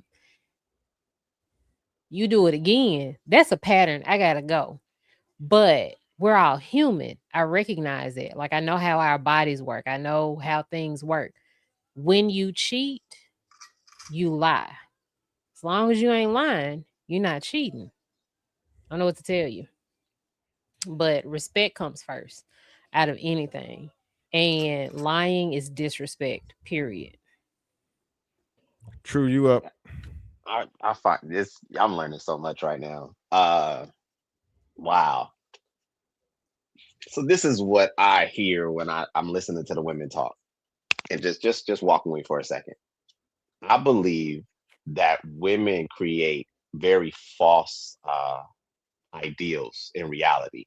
Like there seems to be this position based on what you guys said that you want to remain in, and you base honesty or actions behind honesty on how you see it. And as you guys were talking, I was like, I wonder if this same mindset exists in the idea of behind your body count. If a man was to ask you how many men have you had sex with, and then we find where there may be truth or a lie. Because from what I've gathered, most of the time, if men ever ask you, I don't know any women that actually tell the truth. So if you're entering into a relationship where you're creating an idea that you're not a slut, a hoe, or being promiscuous, that is false pretenses. By omission, you're being dishonest. So you're presenting that you're this type of woman when in actuality you're not. And we really don't have any way of proving it. But if we were to ask, I'll put money on it. I don't believe most women would actually be honest. And I think that that's why sometimes it's interesting, because from the male's perspective, we're like, lying is cheating? At least how I heard it. I don't believe that to be true. I think that if somebody acts on cheating, they didn't necessarily have to lie to do it. And I'm glad we're having this conversation because it's interesting. A man, a person should be able to be honest about their actions or their thoughts. But as you guys were talking, what I got from it was like, I wonder if this mindset is consistent with body count. Because one thing I know about women that I've observed is something about their secrecy and their ability to make choices that we'll never be able to vet or verify, y'all want to keep. So that's what I got from it. I know it's a whole different direction, but that's why I'm blown away. I'm like, this is wild to me. And I'll land. I know Ella has something that mommy loves before we change the subject. I had a whole different. You got something? Direction. All right, well, go ahead. Yeah, Ella, put me after Sweeney. Mommy loves chiming. We're just gonna try to keep it brief though, because we got another question. Yeah, but true, that was dope. That was real. I think, I'm not gonna argue with the cheating. Cheating could be considered dishonest. I'm gonna let women have that. But I don't think lying is the same as cheating, because a lot of times, based on a lot of people's delusion, I'm not gonna even say women, but your partner's delusion, whether it be your male partner's delusion from a female perspective or your female delusion as a man from a male perspective, sometimes you might lie because people just don't know how to handle the truth. And I'm not talking about lying about something atrocious. Like, I cheated on you, what? No. Your breath stink. Your body odor was a little off. I ain't want to tell you because I ain't want to hurt your feelings. Like, sometimes we lie about shit like that. So I think that when we just put all lies into one category, it's like sometimes people that try to just brace themselves because they don't think you can handle, like, hey, I lied about acting like what you said the other day didn't bother me. It really did bother me. So I just think that putting that in the same category as lying is a little stretch, because you lie for different reasons. Oh man, I thought. Go ahead, mommy loves, and then I'm gonna let Sweeney kind of close the topic. Okay, I'm just gonna say this. If you're cheating, you already did it. Ain't shit I can do about it. Ain't nothing I can do about you cheating. But if you lying to me, like, say for instance, it could be fixed. What if it was something that could have been fixed? That's why I said, like, if you lying about our connection or where we stand in a relationship, you didn't even have to cheat. I feel like the lying can be premeditated. Maybe you're thinking about meeting up with someone, so you lying to me about meeting somebody at the bar. So you done already cheated. It's an action. You already done did it. You already done cheated. You come to me saying I done cheated. What the fuck can I do about that? When we could have talked about it, or we could have fixed the situation. So that's all I'm saying. Like, that's why I feel like lying is cheating, cheating is lying. Like, I feel like if you lie to me, you'll cheat on me. You'll steal. You'll do all those things. So if a man say, hey, I was supposed to have a conversation with you, but I didn't. I can't hear you. I just want to ask you a quick question. I'm sorry, Sweeney. So if a man was like, baby, I know we had a disagreement last week, and I know that I told you I wasn't upset, but I lied. I am upset. You think that's equated to cheating?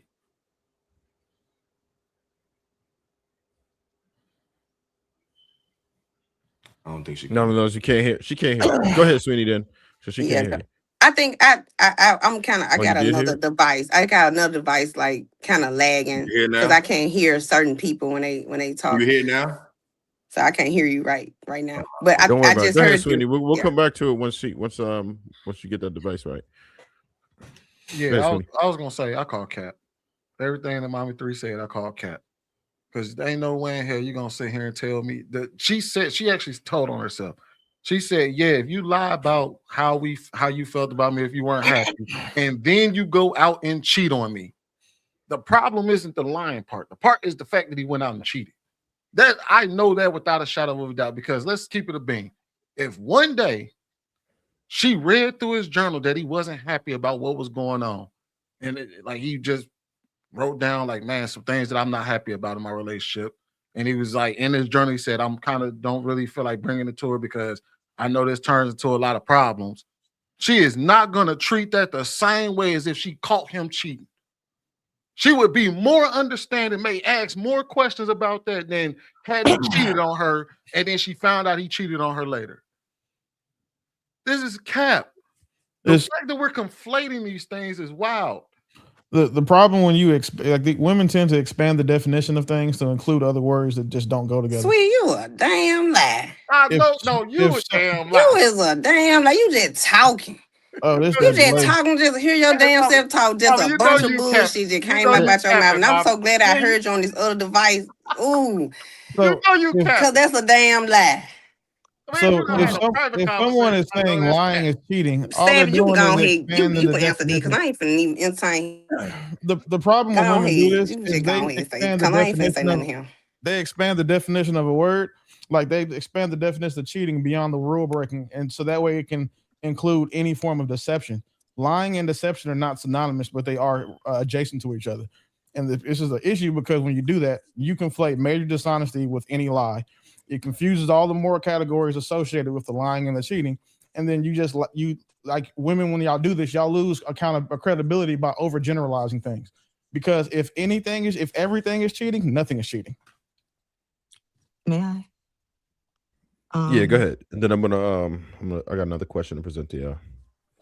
I believe it's realistic to think about a spectrum. And that's why I said like it does open up room for that conversation of like the why, the vulnerability, the understanding, the being, selfless and getting outside your body and using your logic versus how you feel. That's when you open up that to better know who you're dealing with, because that's also part of your discernment. But I feel like you can come back from a lie depending on what kind of lie is it. I'm hearing the conversation. It sounds like we're trying to merge the lie and cheating into the same thing. Like if you lied, then you cheated. If you cheated, you lied. And they're not the same thing. You can go out and go sleep with a woman at work and come back and say, baby, I effed up. Okay, you might not be able to come back from that F up. And depending on if you was even safe and all the things that came up to it. I mean, one of these things you can come back from. You can come back from a lie. You can't come back from I slept with her. You know what I'm saying? Depending on who you're dealing with. You dealing with me now. You can't come back from that.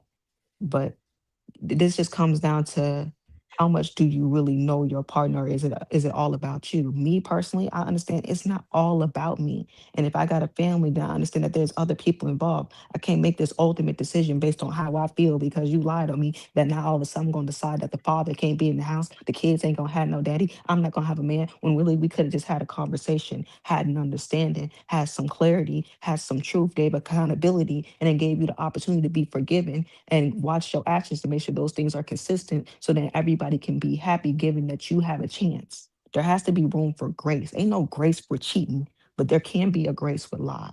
That's how I think.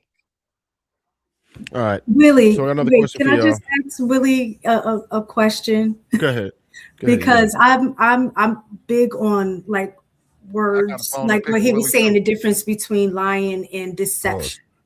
Lying and deception. So I guess with both. So technicalities, you're right. So this is go back to the splitting the hairs, right? So with lying is actually making a false statement, right? That you know to be true. But then the deception, it may be, I didn't actually lie per se, but I'm intentionally misleading you to a outcome from what the truth is, right?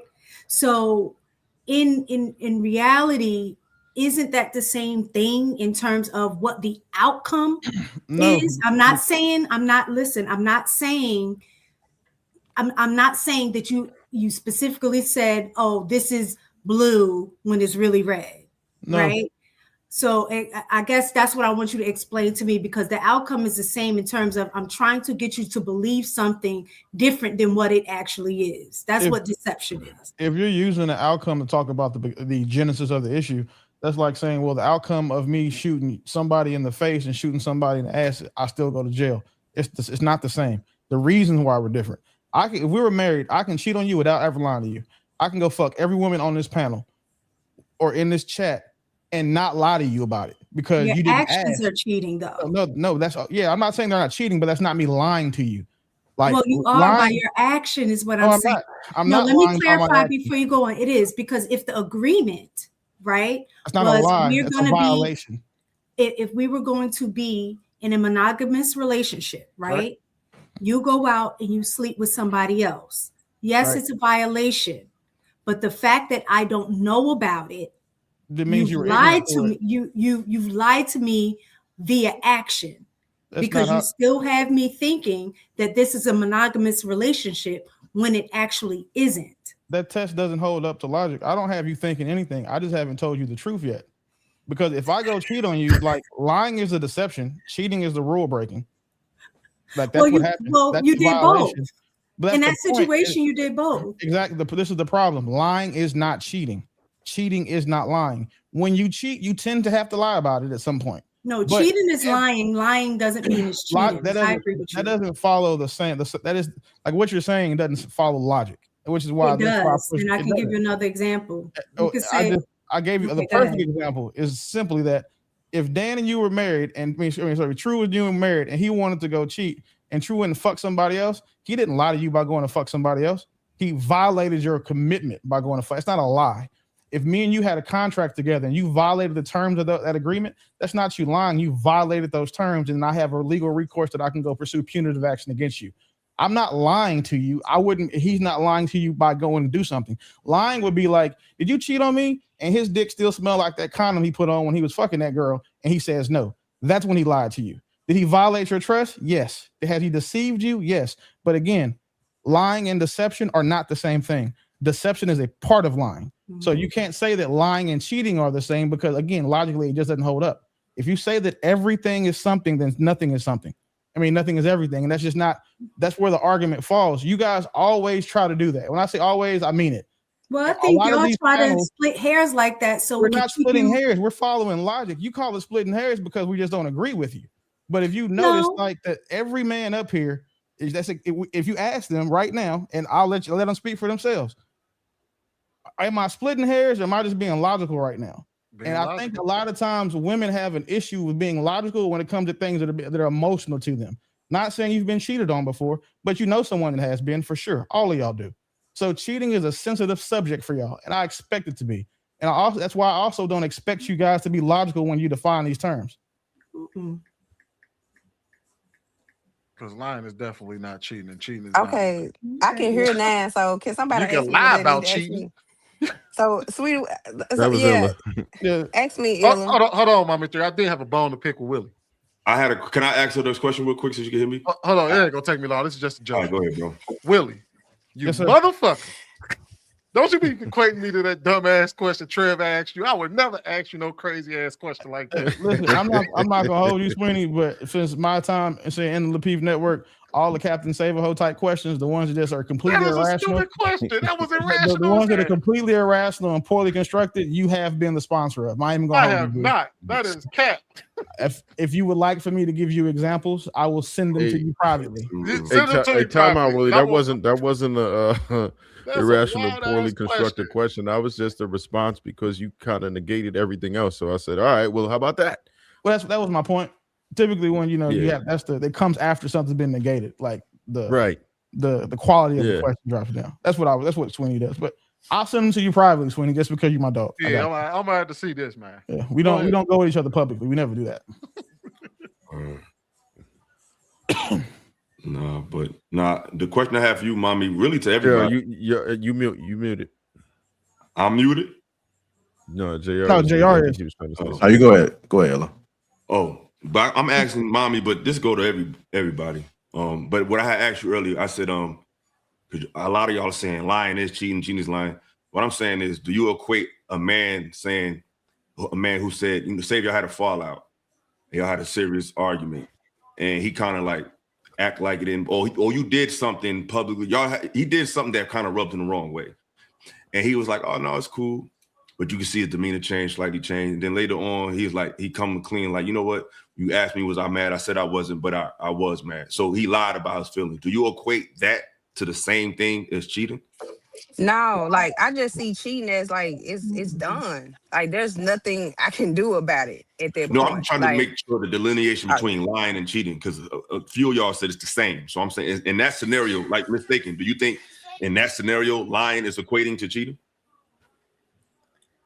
No, I said that I think cheating is lying. I don't think lying is always cheating. You can lie and not cheat, right? You can lie about anything.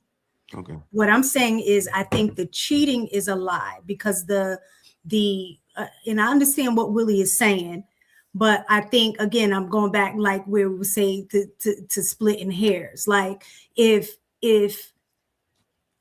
let's say somebody like cheated, and we consider like cheating in general, the general definition is any we'll say on a physicality, that anything that you do that has the word sex in it, right? So if it's oral sex or anal sex, or you know what I'm saying, we would consider that cheating, right? Just to have a general definition, right? But based on what Willie is saying in terms of deception isn't the same as the cheating, and I didn't, and you said, and did you have sex with that nigga or something like that, and I know that I didn't physically have it, but maybe I gave him head, or maybe he gave me head, right? And I say, no, I didn't sleep with him. Am I lying? No, I'm not lying. Based on that definition, technically I am not lying because no, I did not sleep with him. Miss Taker, it's different for men. Don't even argue with Miss Taker. Don't argue with them. But what I'm trying to say is using that logic. So when we start splitting hairs and we're saying, well, technically, I didn't lie. Nobody said that. But the intent is to deceive, to make you think something. No, it's not. The intent is to fuck somebody else. It's not to deceive. No, hold on. But hold on. Let me just explain. Let me just explain my train of thought. So what I'm saying is, if he said, "Did you F that?" right? Or I say no, like Bill Clinton say, "No, I did not have sexual relation." You know what I'm saying? But he got head, right? So technically speaking, that's a lie. But because he didn't actually have physical penetration in that way, where he nope, I didn't. But that is lying because the intent was to deceive and make everybody else think other than what he actually did. This is the cleanest, most Iron Man example I can give you. Cheating is the breaking of the agreement. Lying is the breaking of the honesty. They're two separate violations.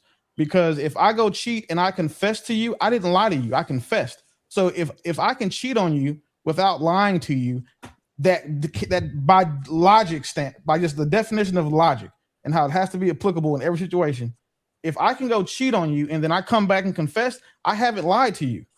I broke your trust. I have deceived you, but I haven't lied to you about anything. Real quick though, Willie, this is the thing we gotta realize. Hold on. I just want to say this real quick. 2 seconds, Steph. This is the thing, Willie. We dealing with women, bro. And respectfully, it's not always what it is with women, it's what it feels like. I And live with that. regardless of what we say, it feels like a lie. Whether it's cheating, whether it's lying, it feels the same to them. Well, That's just they call it splitting hairs So- when we're just defining words. Mistaken. Can I- Mistaken. What about Hold on, this? y'all. Hold on, y'all. Mistaken. Hold on. Exactly. Hold I on, we think gotta what get Savage Lameef in there. did is he's defining the word, but what I'm saying is the application of it in action. If he had a woman and he asked, yo, did you sleep with that nigga? And she said, no, I didn't. She right? lied. But And she didn't cheated. if she gave him head. She did not sleep with him. What if we did this? What if we did this mistaken? What if you said? You just Hold on, y'all. Hold on. He literally Hold on, y'all. he Hold on. literally just proved my point I because he didn't said at all. yes, Hold she on. lied. No, she didn't. She did not lie because she did not sleep with him. She gave him head. Okay. Go ahead, Savage. That's all I was saying. Okay. I honestly believe I'll use the woman for example. Just to be clear with this argument, if you can't come back from it, it's the worst thing possible. Let me make that very clear. If you cannot come back from it, it's the worst thing possible. You can look at your man and say, baby, I wasn't completely honest about this. This is actually what happened. And admit that you lied about something. He gonna take you. I guarantee you, if you look at that brother and said, I gave your pussy away, I let him do whatever he wanted to it. Go ahead and fill the cheese club up, shoot the club up, and I want to know where you stay with me after this. He gonna look at you and be like, go ahead and grab your bags and see if he'll let you stay with him. You're not coming back from that. Cheating is worse than the lie. Women accept lies all the time from guys. That's how they end up with Pookies and Ray Rays. Men accept lies from women when they be lying about their hair, their skin, their culture, their race, they nails, they everything, they body. They just be lying to be lying. Don't even know why they lying, they're just lying. But those things be getting accepted and it's proven in everyday life. But the cheating part, the percentage on that, on who gonna take and accept that, ain't exactly as high as the lie. Depends on really the coming income of back the from- man, though, Savage, respectfully. Okay, Because when you fine. get money, Not they accept definitely. that Not shit. depending on who it is. Depending on who it is. But if I'm talking about me, nah, it's I respect it. But in society, I see a lot of women take that when they got the bag. For some reason, when they got money, they don't look at Stefon Diggs. He was cheating, but it's all right. He got money, so it seems like it's a price on the cheating thing with certain women. Not all women, but certain women seem like it's a price for it. But I digress. they both terrible things. Let me be clear about that. They both horrible stuff. And depending on how much love you have for yourself and what you're willing to accept and what you're not willing to accept, I mean, Absolutely. hey. But you know, the way I see it, let's look at the health benefits. You can lie to somebody about some stuff or whatever, cool. But if you cheat, you risking a baby, maybe an STD, maybe some additional stuff, whatever the case may be. I mean, there's a lot of things that come with cheating. You know what I'm saying? Versus I lied to you. I said that I ain't spend this much money and I really spent $200 and I swiped your credit card at finish line. Okay, you lied. You lied. You told me you was only gonna go to spend this much. You did this much. You lied. Depending on the spectrum, one of those things you can come back from. Okay. All right, let me ask y'all this. What's the biggest? This might want to say something. Bo, you trying to say something? I think Sweeney was trying to say something. Okay. Yeah, I mistaken and took off on me. My question was for her, but Yeah, I had a question for her too. Okay. All right, we'll come back to her. What's the Hold on, biggest I just lie? need to say one thing. Hold on, Lapeef. Just one Okay. thing. Mistaken is gone. But I just want her to know, like, the reason why it's so different between men and women. Because one thing about a man, if you get that pussy away, he don't want it no more. He don't want it no more. He don't want it. Like, when a woman cheat, a man like, I can't do it. Like, so women, a lot of women would take, they take a man back almost every year for cheating, for giving himself away. But when it comes down to a man, when it comes down to somebody laying down with his woman, somebody that he claims, or his wife or something like that, they just can't go for that. They can't take it. Men can't take that cheating. They can't take it. A big difference. That's all I gotta say. It's a big All right. difference. Well, you from Memphis? Huh? You From Memphis? Mississippi. I'm from the kind of You like right, Memphis. goddamn Mississippi variant. I told you. Right That there. Mississippi variant. All right, here's the Yeah, question, man. y'all. Here's the question. What's the biggest lie people tell themselves to stay in something that's not working? What's the biggest lie people tell themselves to stay in something? It's cheaper to keep her. A lot of reasons. I believe It's cheaper to keep her is the most popular one for men. Or God told me. I think that's the dumbest shit ever. Anytime somebody says God tells me to do something, it's hurting them is wild to me. But you're right, but it's cheaper to keep her. Like people think that like ending a relationship is gonna cost you a whole lot. Like but that's just because they Happy value wife, happy life. they value that's a good one too. But they value their time. I mean, they value money and things more than their time, peace, and happiness. And that's something that I hate so many men are taught that. Like it's cheaper to keep her. No, if you have to pay to keep somebody or you have to sacrifice your peace, I promise you there is somebody else that you don't have to do any of those things for.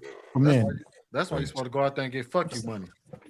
I think a lot of You people. know, I'm So a why fan y'all of stay that. in them marriages? Why y'all stay in them marriages that y'all hate so much? If it's You cheap, gotta ask somebody. I mean, not cheap. I ain't staying in shit. Okay. You gotta ask somebody. Because they can't tell the truth to you because you believe cheating is lying, and lying is cheating. Well, or that. I left think my left his ass, and if he would have So told if the he come truth, to we you could and have fixed say- that marriage. But he chose to cheat.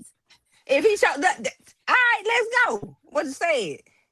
Come on, yeah. Oh, mistaken. I got a question for you. Hold on. Wait, we're gonna get back to that. I don't want to go too far off. You gotta get Go the ahead, super Savage. chats. The super chats from the last conversation too. I got you. Go ahead, Savage. The biggest lie that people tell themselves is that something's going to get better and it's going to work when all the signs and the patterns consistently show no, it's not. But you keep holding on to your own hope and faith in them after they done let you down a bunch of times. They have consistently showed you who they are, and you keep saying that there's hope, there's light at the tunnel. The only light you've seen is the one that happened because the situation is dead. So don't say that something can and will if it hasn't and it won't be. So that's a lie that keep you stuck in hell. I think it's a vanity, like Will said. Like a lot of men would be like, she's sexy, she attractive, man, she bad. And a lot of times the women be the security, you know what I'm saying? So it really just be showing what's inside of us, what we made of. You know what I mean? All right. Anybody else on that question? What's the biggest lie people tell themselves to stay in something that's not working? Well, shit, it'll get better. Oh shit. Okay. Sweeney, you want to go and ask that question to Mistaken? Yeah, sure. No, I just thought about that scene from anybody ever watched The Simpsons? Y'all remember the episode where he had made that full hog and fucked up the hog, and he just kept saying, "It's just a little dirty, but it's still good. It's still good." I just thought about that in regards to this topic. That'd be a lot of people would tell her. They just every time something bad come up, be like, "Man, it's just a little cheap, but it's still good. It's still good. She's just a little deceitful, but it's still good." But mistaken. To kind of challenge what you said earlier, right? You said cheating is lying, right? So I just want to walk you down these questions real quick. Oh shit. So let's say y'all committed to each other. Y'all said y'all would be monogamous. Y'all get married. He comes up to you and says, "Yeah, I'm about to sleep with the lady at my job." You say, "You know that'll be you cheating on me, right?" You be like, "Yeah, it'll definitely be me cheating on you." And you respond, "I don't want you to do that." He says, "I'm gonna do what I want to do." You huff and you puff, you walk away. He goes sleep with the chick, come back to you and say, "Yeah, I slept with the chick." Did he lie to you? Did he lie to me about sleeping with the chick? No. And y'all, you understand that that's not the scenario that we were discussing. Right? No, I'm just presenting the scenario because we keep like we Well, said. if he told me, if he told me up front before he did what he did, I don't think that's lying. Typically, so you're basically saying that typically what happens is the deception part. That's what I was saying. When you're going behind somebody's back, they are not aware of what you're doing. You do what you do, and then either A, nothing is ever said. So now we're living a lie because we're not monogamous, right? Anymore, because you're doing your thing outside of what I thought was a monogamous relationship. So that's where I'm saying the lie comes in, is you're intentionally deceiving me about what type of time we're on. But if he comes and he tells me up front, "Yo, I'm about to do X, Y, and Z," no, he's not lying, because he didn't deceive me before he did what he did. Okay. Typically, I mean, I find that a bit confusing because from what I understood from what you said that the act of cheating is deception, is the lie to the vow that y'all took. If he comes and tells you I'm going to cheat on you, that is still him going against the vow to that y'all me, I'm took. reading that as, oh, you're saying you want an open relationship, right? No, so no, that's what it is. Yeah, that's how you exactly not what it understand? when you That's what I'm open. saying. I'm telling you, when you open the door to say, yo, I'm about to go, and you're upfront and you're honest, I appreciate it because you letting me know what type of time we both about to be on. Wait, that's cool. He I'll trying be to act like, like, all right, dog, cool. Miss Tay, you shouldn't say it that. You shouldn't say it that. He finna just We eat that up. good. Sweeney, come on, man. Like I hear where you're trying to go with it, but That this is stupid scenario. That was a stupid scenario. It's the word disingenuous. Action of one person, in this case the man, does not change the trajectory of the relationship. That's like him packing a bag, going to stay at a hotel for the weekend, and you like, oh, so we not living together? No, like you can't just take an action and then go ahead and scale the relationship based on an action. I don't understand how that even makes any freaking sense. Like, what do you mean? Because you said that for him to convey to you that he wants to act on sharing himself with another woman that is not you, he automatically rewrote the whole terms of your relationship. That's not what happened. And you're saying, how did it not? You teach people how you want to be treated. So if you took me, come on, Ms. Taken. Absolutely. Absolute question, man. Absolutely. True, I have told you what this is. I've told you what this is. You're right, and I'm understanding your language clearly. You told me what this is. No, You're I told saying no. I told True what it was. Not you. I told True something. the conversation. because I'm talking about Sweeney's example. If you're telling me what it is, I can appreciate that because you're not lying to me. You're saying that this relationship is the terms of the relationship has changed. I no longer want to be in a monogamous relationship with you. Okay, so therefore, you understand what I'm saying? Let's take that. I'm gonna go a different direction with it because this is again, women are amazing. You guys are amazing. True. If you get past this emotional rationale logic, I'll give you $1,000. No doubt. Got you. Up for the challenge. How is that emotional or illogical? This is what I heard someone say this the other day. So, mistaken. Here's the problem that they're having with it. What happened was we were saying that there can't be one without the other, and clearly they could. That's all it was. It was just to break your one logic. can't happen without the other? No, what he Didn't you say that you can't lie without cheating or cheat without lying? So yeah. No, I'm lying talking and cheating about are the same thing. That's what they said. But what I was trying to expound on, and I heard someone say this the other day, and it's I happening said right cheating now. is lying. I didn't say lying is cheating. They're not the same thing.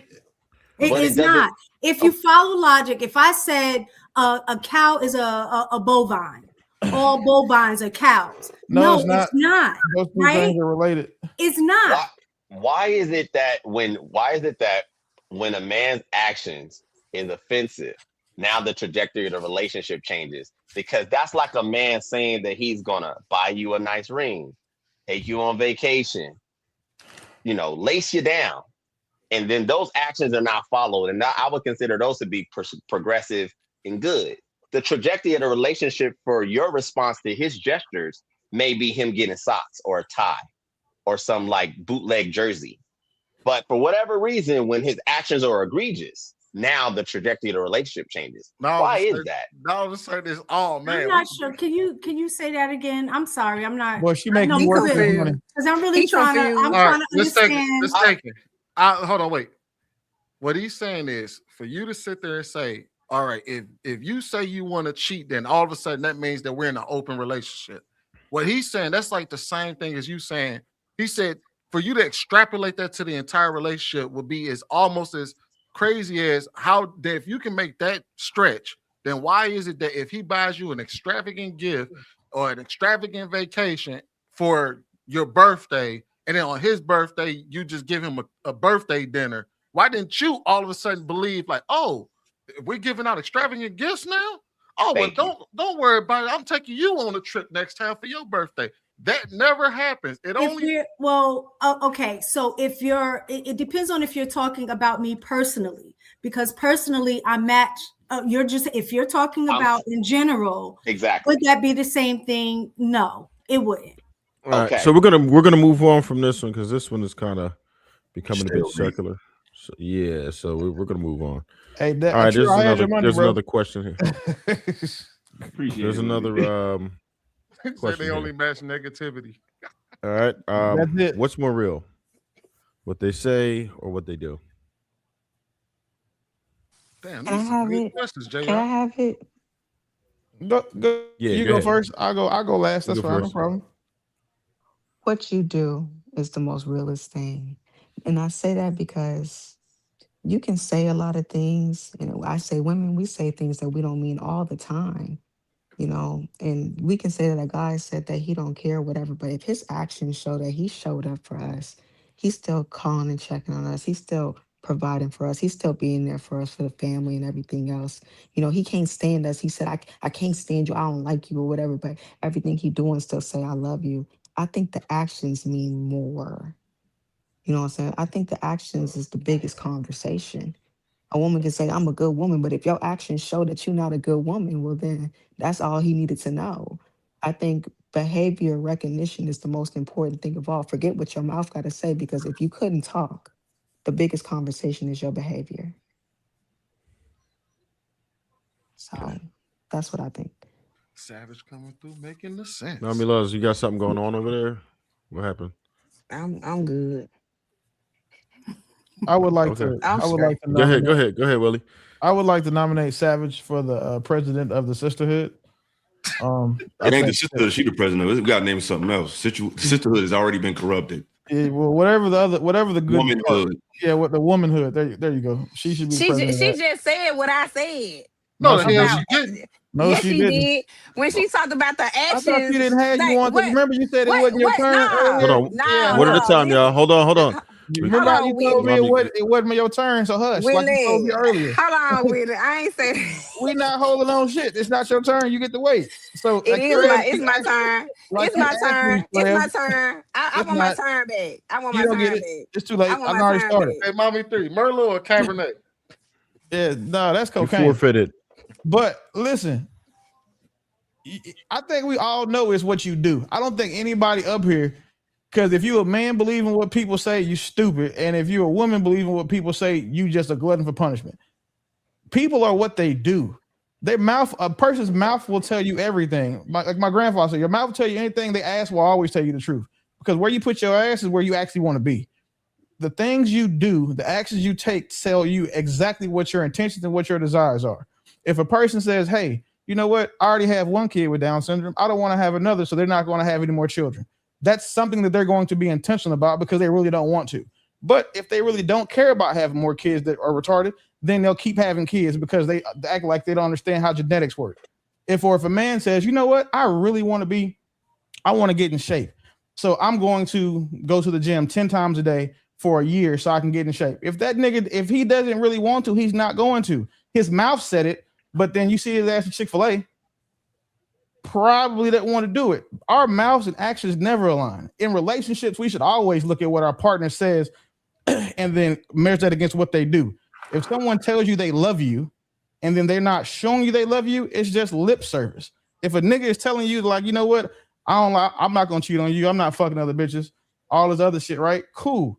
But then you find him saying now he got a Tinder profile, he going to singles events, he going on guys trips. Like, you gotta look at what people's actions are. Words don't mean shit. Go ahead, You bro. did not say that, Mommy 3. You did not say that. Yes, I talked about the y'all. action Hold of on. cheating. Y'all trying to. Y'all got to hold up. Bo next. I am so stressed out. It's over talking. I didn't even hear what the question was. I'm sorry. Ooh, okay. Is it more real with what people say or what they do? What they do.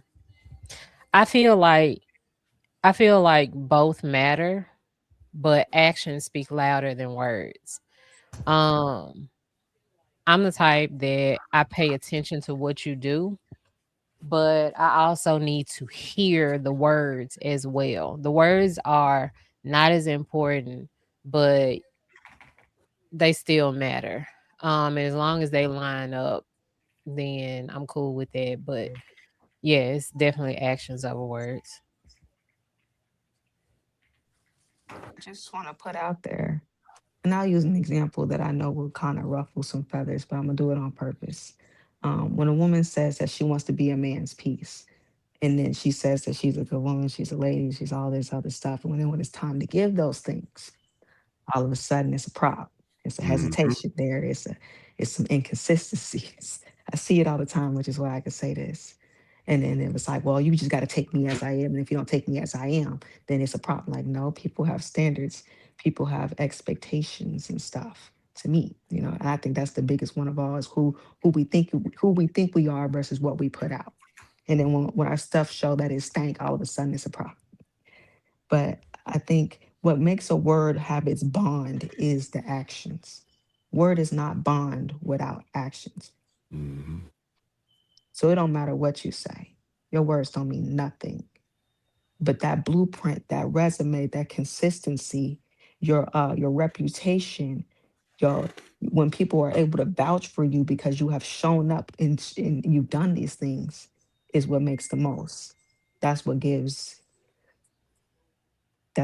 you I can't find a word for it, but credit. There we go. That's what gives you credibility. That'll be the same reason why, like, a woman, when you arguing with her, she be like, I know you just want me to be quiet. I know you just want me not to be mad. I know you just want me to shut up, but then won't do none of those three things that she swears she knows you want her to do. It's the exact same thing. I hate when women put a disclaimer on what they doing. Like, I'm listening now.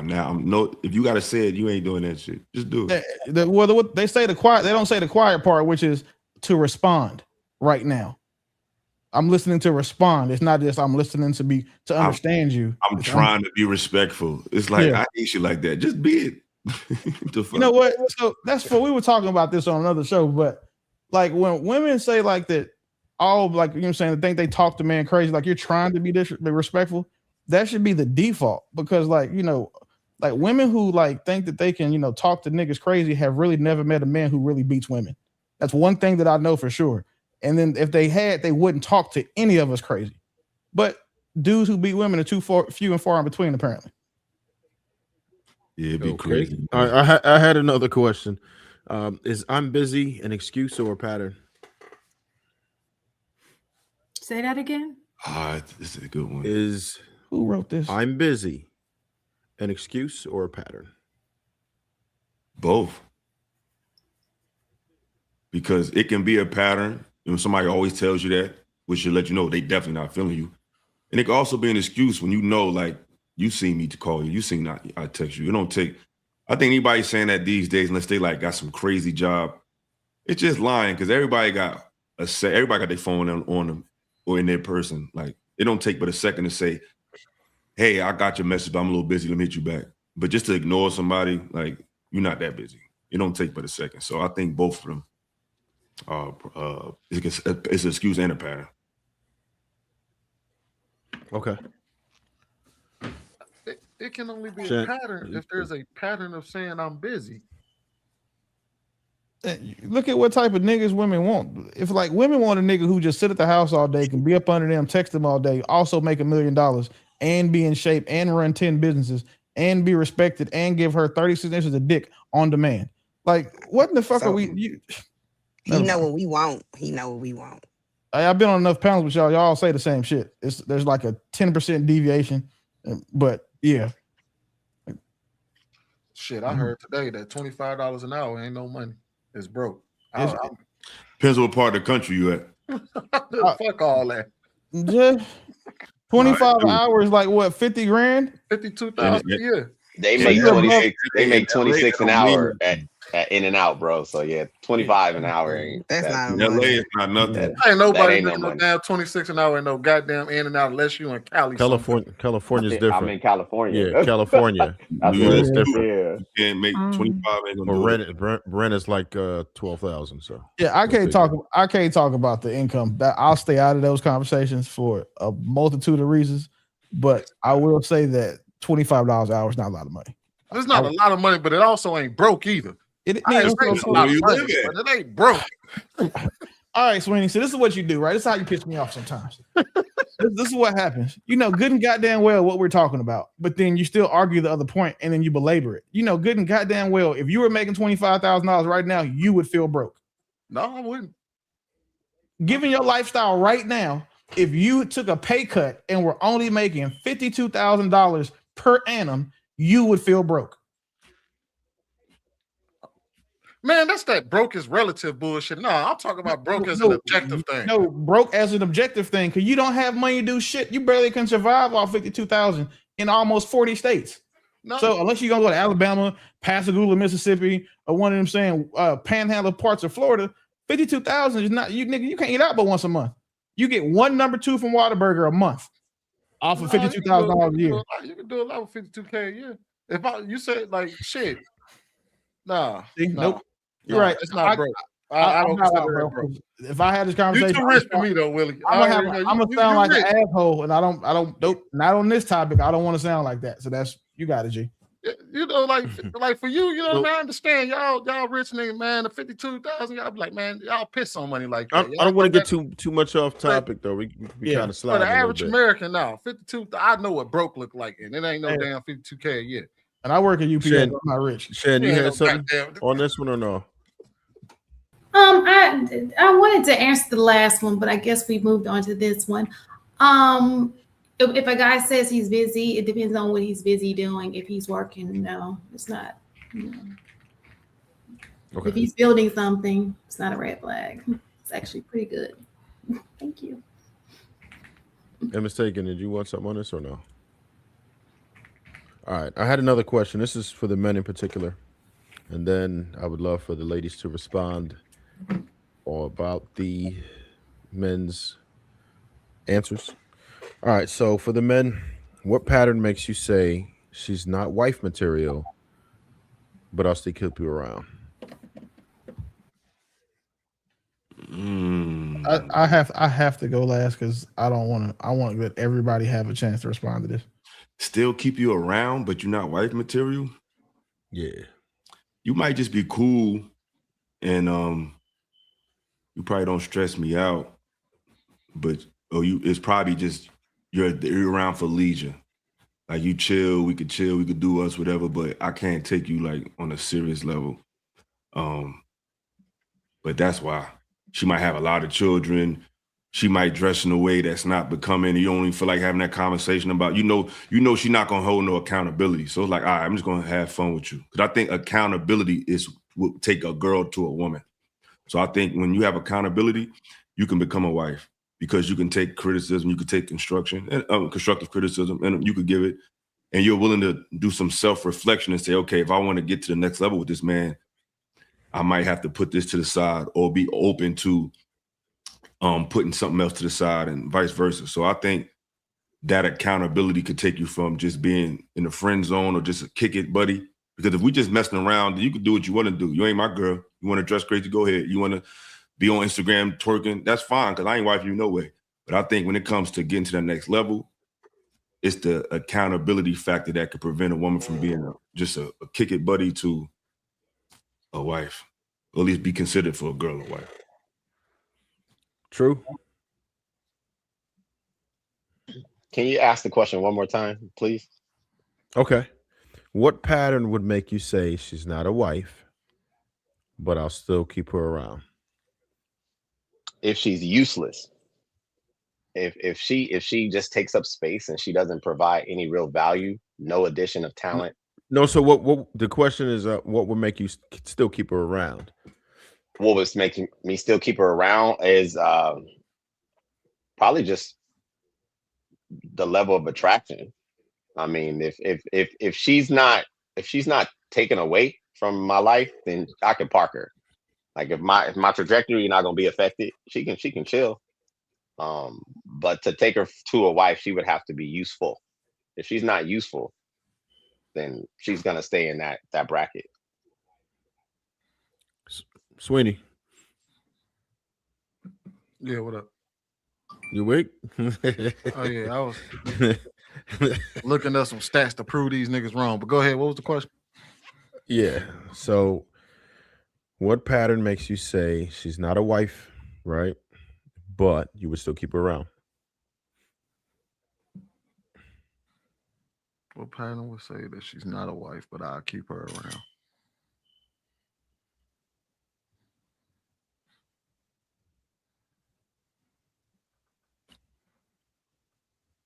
Outside of the typical fuck shit? Whatever. I'll have the fuck shit covered in my response. I promise. I'm like, outside of the typical fuck shit, I'm trying to think of some shit. You'd be like, you know what? I'll keep this chick around, but I ain't marrying her.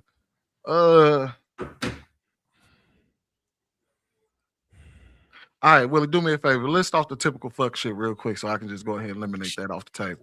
She has strong ass knees. She has a magical throat. She lets you fuck her and her friend. She doesn't require you to do anything other than fuck her. She's convenient. She's a utility. She's a Swiss Army knife of vaginas.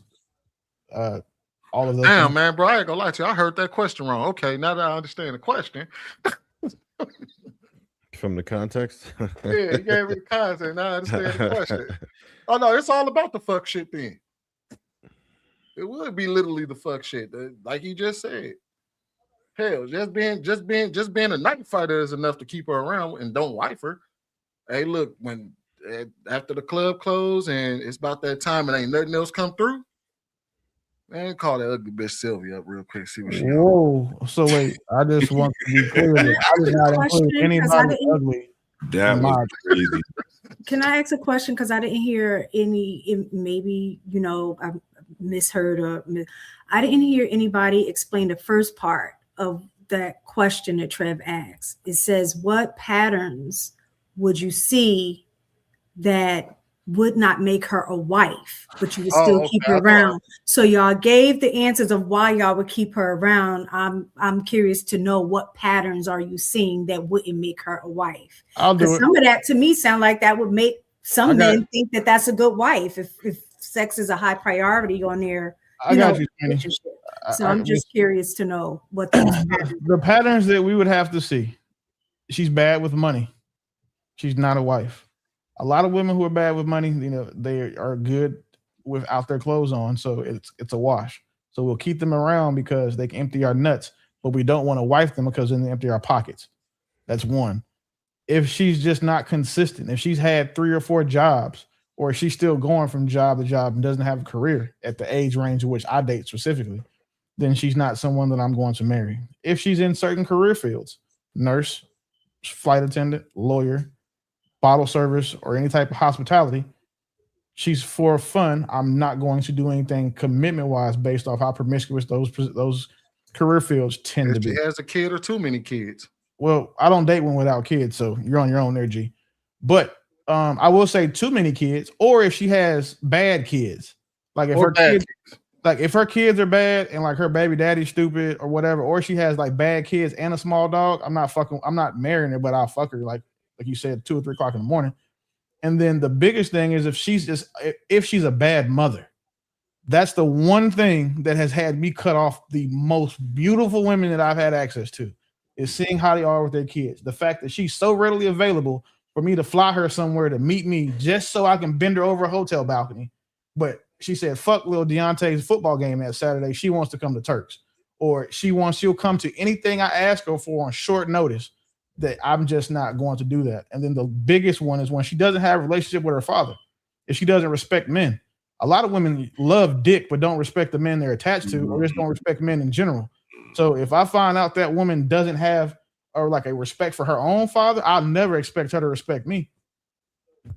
Hold on. One of them you did say though. I wanted to make sure that you that you nailed that one home. That one when you said that she's a bad mother, that wouldn't even fall in the category of the question because you said you would cut that chick off completely. Yes, I see the pattern of it. Like there's Yeah. certain things, right? So you'll see a sign like maybe, her kids don't have no curfew, they run them up, they eat all fucking day. They don't say yes, ma'am, no, ma'am. They talk shit to her. Like those things add up over time. Because then what happens is when we start thinking about how we combine our households, them little fuck trophies can't talk to me like that in my house. Like I'm not about to have another nigga semen demons being disrespectful to me in my home. So the fact that she lets her kids talk to her like that and she's not parenting properly, I'm not fucking with her. And how we forget to let this nigga JR be up here in a suit and tie, and we didn't even comment on this. Like you was at court today? That's why I slept in, man. Hey, Willie on one today, man. Nah, but I'm catching it. Like we got Miss Taking, you know what I'm saying, came up here with the Luke and the 2 Live Crew party curls and her having her hair done. And then Shan looked like she went to the same beautician, but she got there first. And then JR came up here in a fucking suit. I'm going to the beautician tomorrow. My hair is washed. Thank you very much. It's curly. I got it. That's what I'm saying. And then JR, you up here in a suit and tie. Like you either like finna go to jail or you going to a funeral. And I don't want to wish either one of them on you, but with the rolled up Scully, bruh. Hey, he might just want the keys that look at y'all. And this is the type of nigga I am. Send it to me as you see fit.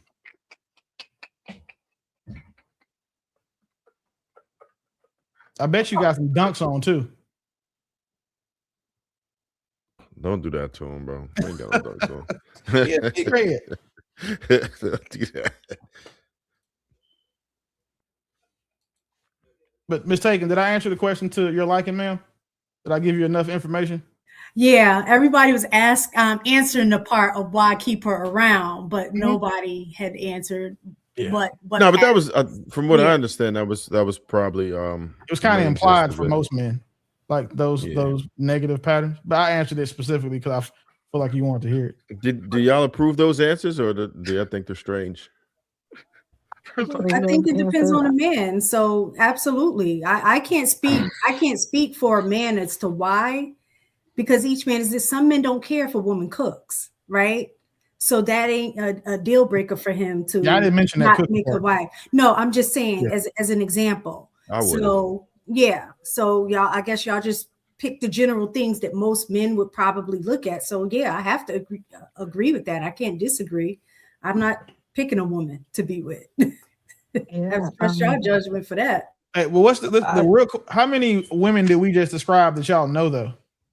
Like ladies, how many of your homegirls did we just describe? Not my homegirls, but every now and then I do drive past the projects to go to Walmart. There'll be a few of them over there. Money always gotta She lying. She lying. She lying. She lying. You at bare minimum got 6 or 7 of them in your immediate family. I know.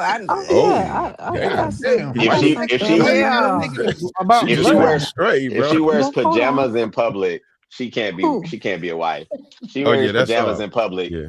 She's not wife material. Right. I'm sorry. Right. I didn't want to say the pajamas and bonnet shit because or slippers. Like, if you wear slippers outside too, why you making fun of black women? I didn't want to hear that shit again, so I just left it out.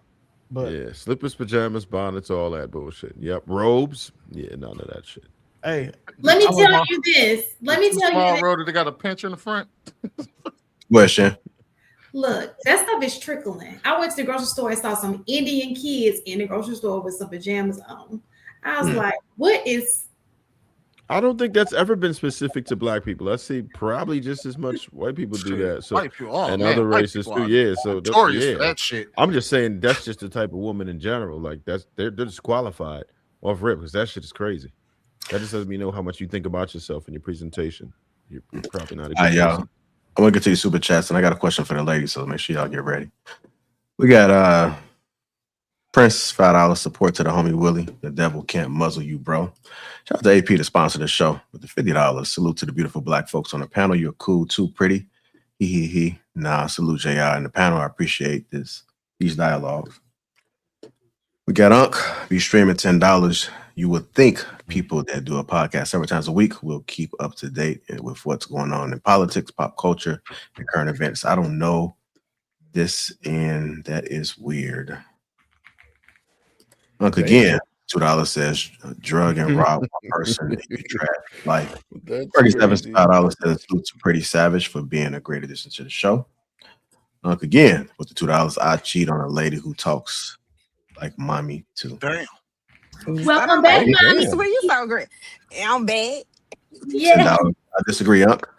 I will to bet she keeps your belly full and the balls drained. I'm willing to bet money on it. You don't cheat on a woman like that, or you a fool. Uncle again with the $5 says Oh, women need to grow up about this cheating ish. Women showed their love through fidelity, and yeah, men fidelity. protection and provision. This is a ghetto goofy. Uncle again, $5 says 80-20 rule, losing top tier men over smashing. AP with the $5 cheating and lying ain't the same. You need to ask the right questions. I'm just saying. Uncle again, $5. Women don't care about creeping as much as they claim. If they would choose less attractive men with lower chances of creeping, i.e., short, broke, fat.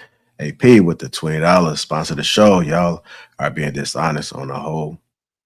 Women dealing with cheating better than a bold faced lie. It's always the lie. Deja, shout to Mont 199. It's only cheating if you lie. Dogs don't cheat. AP, $5. This is crazy. It should be actions and words, but women never remember actions and never forget what you said. MKD podcast with the $20. Thank you. And DJ Freshmaker 499. Good listening, y'all. Got to start my set. Peace. And $10 Isaiah 41. In that day, 7 women will take hold of one man, say, we will eat our own food and provide our own clothes. Only let us be called by your name. Take away our disgrace. Drop the mic. I want to thank everybody that's contributed to the platform. Let's get the likes up, y'all. 20 more likes. Hit that like button right now. Ladies, what pattern tells you he's not safe, but you stay anyway? Oh shit. What pattern tells you he's not safe, but you stay anyway?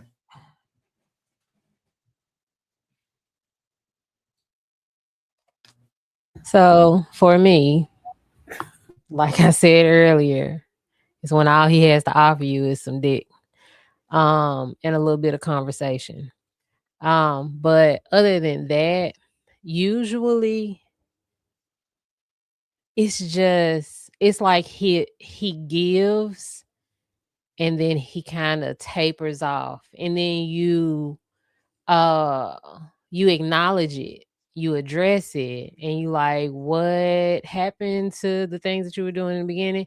And he kind of does a little bit for a little while, and then he'll taper off, and then it's just a cycle after that, and you stay because of that person that you met, and you're hoping that that person will come back, but he never does.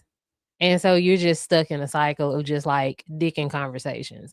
No effort, no nothing. You're just hoping to see a glimmer of like who he was in the beginning. It's toxic and I hate it. All right. And the For ladies? me, I would say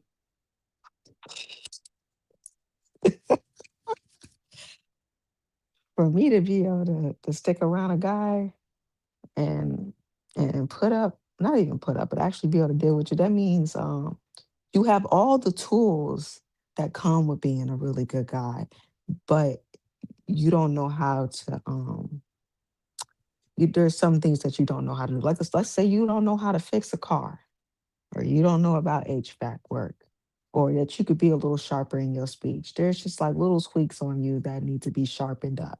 I can deal with that. As long as you got the tools that can become, I can deal with. But if I see dirt, I can't do nothing with this. I can't see my future with you, because all you're gonna do is let me down because you lack tools. Yeah, no, it's a cut. It's a cut. I can't deal with no insufficient man. But as long as you got the tools, then all I gotta do is introduce you to the right people to sharpen you up and put you in the best position to be the best for me. That's how I look at it. And how much time you got to get together? How much time you giving them? You're gonna have to have a conversation with my father. My father gonna let me know. Okay. Go ahead, mommy 3. I agree with Savage because I end up staying in a marriage. And my daddy told me from the jump not to fool with him, but I didn't listen. I most definitely feel like just not being. I don't even want to talk about it, but I agree with Savage. With that, everything she said is it's hard to deal with a man that can't do like simple things like fix a tire on the side of the road. He can't even fix a tire, like. And I still stuck by him, just thinking that like he'll progress, like okay, it's gonna get better, but not knowing like little things like that. It goes a long way. Where you have to ask other people to do things that you feel like the man would do in the house, like little things like that. It's hard to to stay with a man like that. So I end up staying, but I wouldn't stay no more than I'd say like a year. I feel like if he don't progress within like a year, then I think I leave. But I end up staying 7 years. So yeah. Boy, y'all can never say we don't know y'all. I don't know. This is hard. This is a very hard question because when I look back, again, that's why, like, a lot of times I always think of things in stages in life because I think the younger you are, the more toxic behaviors you have, right? Mm-hmm. So that's kind of where I'm like, I look back and I'm like, dang, it was a whole lot of red flags early on. But I think that that's what, when people are talking about building, like, oh, women don't know how to build with men or vice versa. I think that is also a part of building. Not it doesn't necessarily have to be about wealth, but it is about building you as a person. So I'm like, certain things that my husband displayed or versus I displayed when we first met, I would say it was toxic, but we both stuck around because it was something beyond just those things that kept us intrigued with each other, right? But I would say if I had to say something, but I would say inconsistency might be a red flag. But like I'm just trying to think early on. Inconsistency, but he was so fine. So I would go that anywhere. And like they said, like you could be if you're physically attracted, some of that stuff. I mean, he was just the best partner I've ever had. Like in any of those kind of things, being young, you really don't have much to compare things to. Right. So the inconsistency, I would say, would be one where one day I felt like I was that chick, but then the next day it was like, well, I really didn't want to be in a relationship, but I'm thinking, I stick around long enough, he'll change his mind. You know what I'm saying? Like that kind of stuff. But I think that's a level of immaturity, right? But then as we matured in our relationship, I think a lot of what I had saw red flags earlier was just the process of being immature and then trying to grow. So when y'all are saying, oh, all of these patterns, if you see, you just need to cut somebody off, you won't end up with anybody because people are going to make mistakes as they grow and change. So that, yeah. JR, I got a question. What was the original question? The original question was for the women. No, Yeah. for the men. No, for the women. What pattern tells you he's not safe, but you stay anyway? Oh, okay. Never mind. That's a different question. Okay. I was about to say something. What? Everybody didn't go yet, right?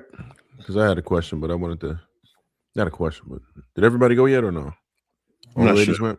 I don't think Shan want to say Shan that. go? Shan didn't go. I mean, I don't go around people. I don't feel if I don't feel safe around you, I ain't about to be around you. So I don't know about that one. I took the word safe as safe. But I mean, if you're talking about what will make me not want to be with him has nothing to do with safety, then maybe that's a little different, I guess. I don't want to jump off the subject, but safety. Are you referring physical safety? Because it could be safety emotionally, mentally. No, because women always when women say they feel safe, they always talk about something else, not just physical security. So safety, I guess if he cheats a lot, that could be safety, right? I want to know that my emotions, my heart is safe with you, or let's just say if he cheats and he's not using a condom, that's safety, right? So I wouldn't want to be around a person like that. I would say if you're talking to him and you just don't understand what he's talking about, it's just not making any sense. And it's like happening all the time. Like you can't follow that person. I wouldn't feel safe in that situation, not to be with a person that I can't follow his lead because I don't even know if he knows where he's going. So I think that's for me. Only thing I can think of at this point. Bo, If real quick, you were talking thug life, I don't feel safe around that. I want to Bo, real elaborate. quick, you were talking about like pulling back, right? Basically. So I'll say that's one that I've been I guess that happens to a lot of us, but that to me is so dangerous because it's referred to as breadcrumbing, by the way, but there are people who use it as a strategy. It's not even like by mistake, it's intentional because of the way it alters women's behavior. If you're able to breadcrumb efficiently or effectively, then it's one of those things where it's living your mind rent free. It causes those crazy changes. It gives you a false sense of hope. It's pretty much diabolical. So whoever that was, they was a savage. Did you realize they were doing it intentionally at first or no? No. It's happened more times than I know how to count. So yeah, I don't I can recognize it now. But unfortunately for me, once I get comfortable, I'm there. Once I get used to a person, I'm just stuck there. Maybe it's loyalty. I don't really know, but I'm just there. So I can recognize it, but I'm as long as they're not mean or whatever, I'll usually just talk to them until I get tired and then I'll be like, all right, I'm done. So yeah, but I can recognize it better now. So is it really breadcrumbing if you know it's breadcrumbing? Yes, it still is. Yeah, it's still breadcrumbing. It still is. It's still breadcrumbing. They're still doing it. Nah, because if you recognize the act is still being done. Yeah, I it just doesn't matter. If recognize someone's it. cheating, they're still cheating. If someone's slapping you in the face, they're still slapping because in the face. breadcrumbing, I would assume requires you to be kind of aloof of the fact that it's breadcrumbing, right? No, Sweetie, you said it well. Sweetie, you said it well. Me. Kind of aloof. Kinda. You're right, Sweeney. It's kind of aloof, but you still have that false sense of hope. So where you kind of realize they playing with you, but you that slight chance that they may not be playing with you. I don't mean the person that thinks that kind of. I mean the person that full blown knows. Okay, they just playing me for a fool right now. They just giving me a little bit, taking it away. I don't think you ever fully know. I don't think you don't fully know because I just got finished saying, yeah, with my husband, I stuck around because in my mind, and again, is he responsible for it? I don't know. I can't put it all on him because he was upfront and honest when we first met and said, I'm really not looking for a relationship right now. Right. So he never lied to me. He was honest, but he was doing stuff that made me feel like it was a possibility that, the amount of time that we spent, the conversations that we had, things of that nature made me begin to feel like, well, maybe something could be there. You know what I'm saying? Because if he really wasn't serious about being in a relationship, then he wouldn't be spending this much time with me. But He wouldn't wouldn't it? be I staying know on you're trying to get in that too, you know. It's savage.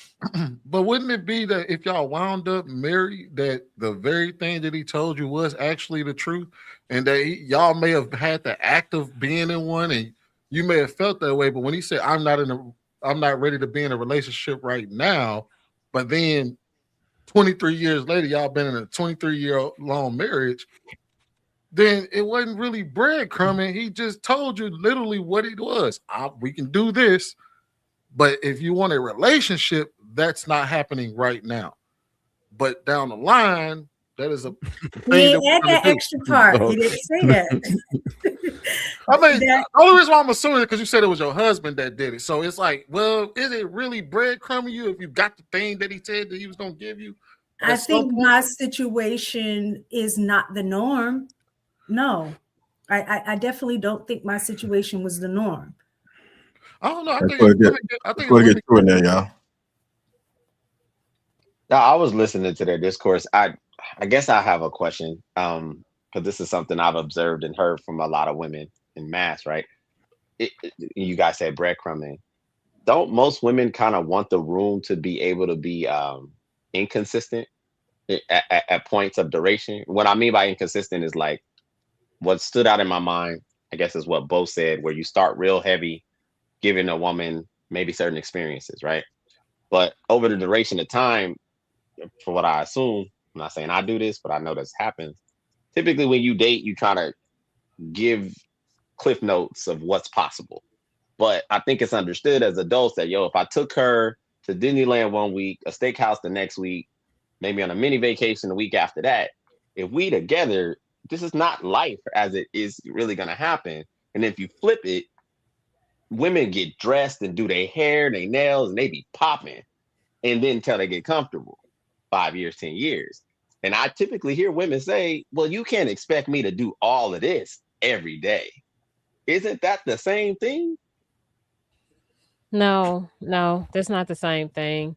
What I mean is, and we know that when you first start dating, everybody's putting their best foot forward and he's taking you places and you dressing up real nice and all of that. And a lot of times it's not sustainable over a long period of time. That's not what we're talking about. Like, you call me, you pay attention to me, you pay me compliments, you put effort in, right? And something that can be sustainable over a long period of time if that's who you really were.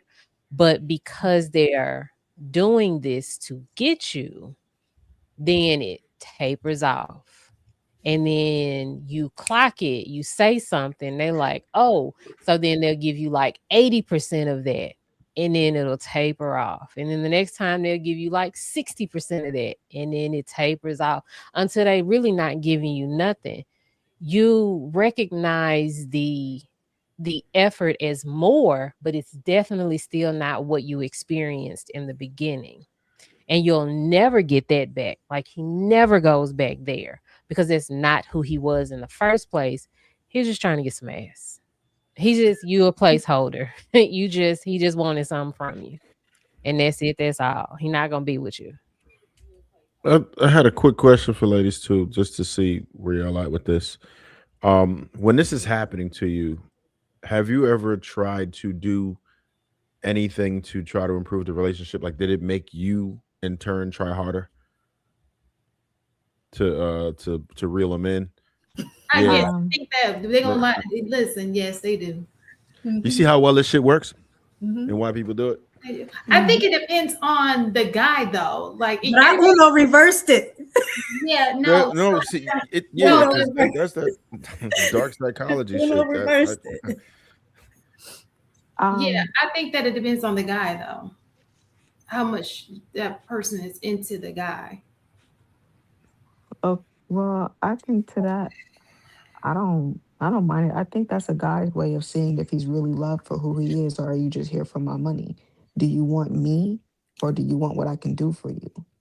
And that's the part where it's like, I don't mind showing up for you. I don't mind showing how much I want you, how much I adore you. I don't mind going a little bit out of my way for you.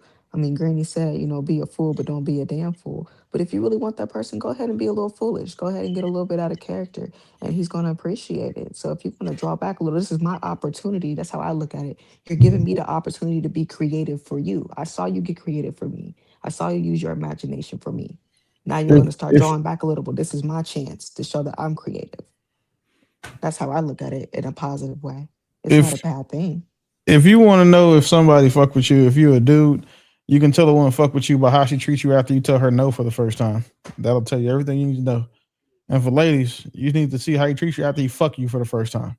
If his response time gets longer, his interest, his availability changes all of a sudden, or he just, doesn't seem as energetic or enthusiastic about seeing you, he probably answer you. And it could be for a bunch of reasons. Your pussy could be trash.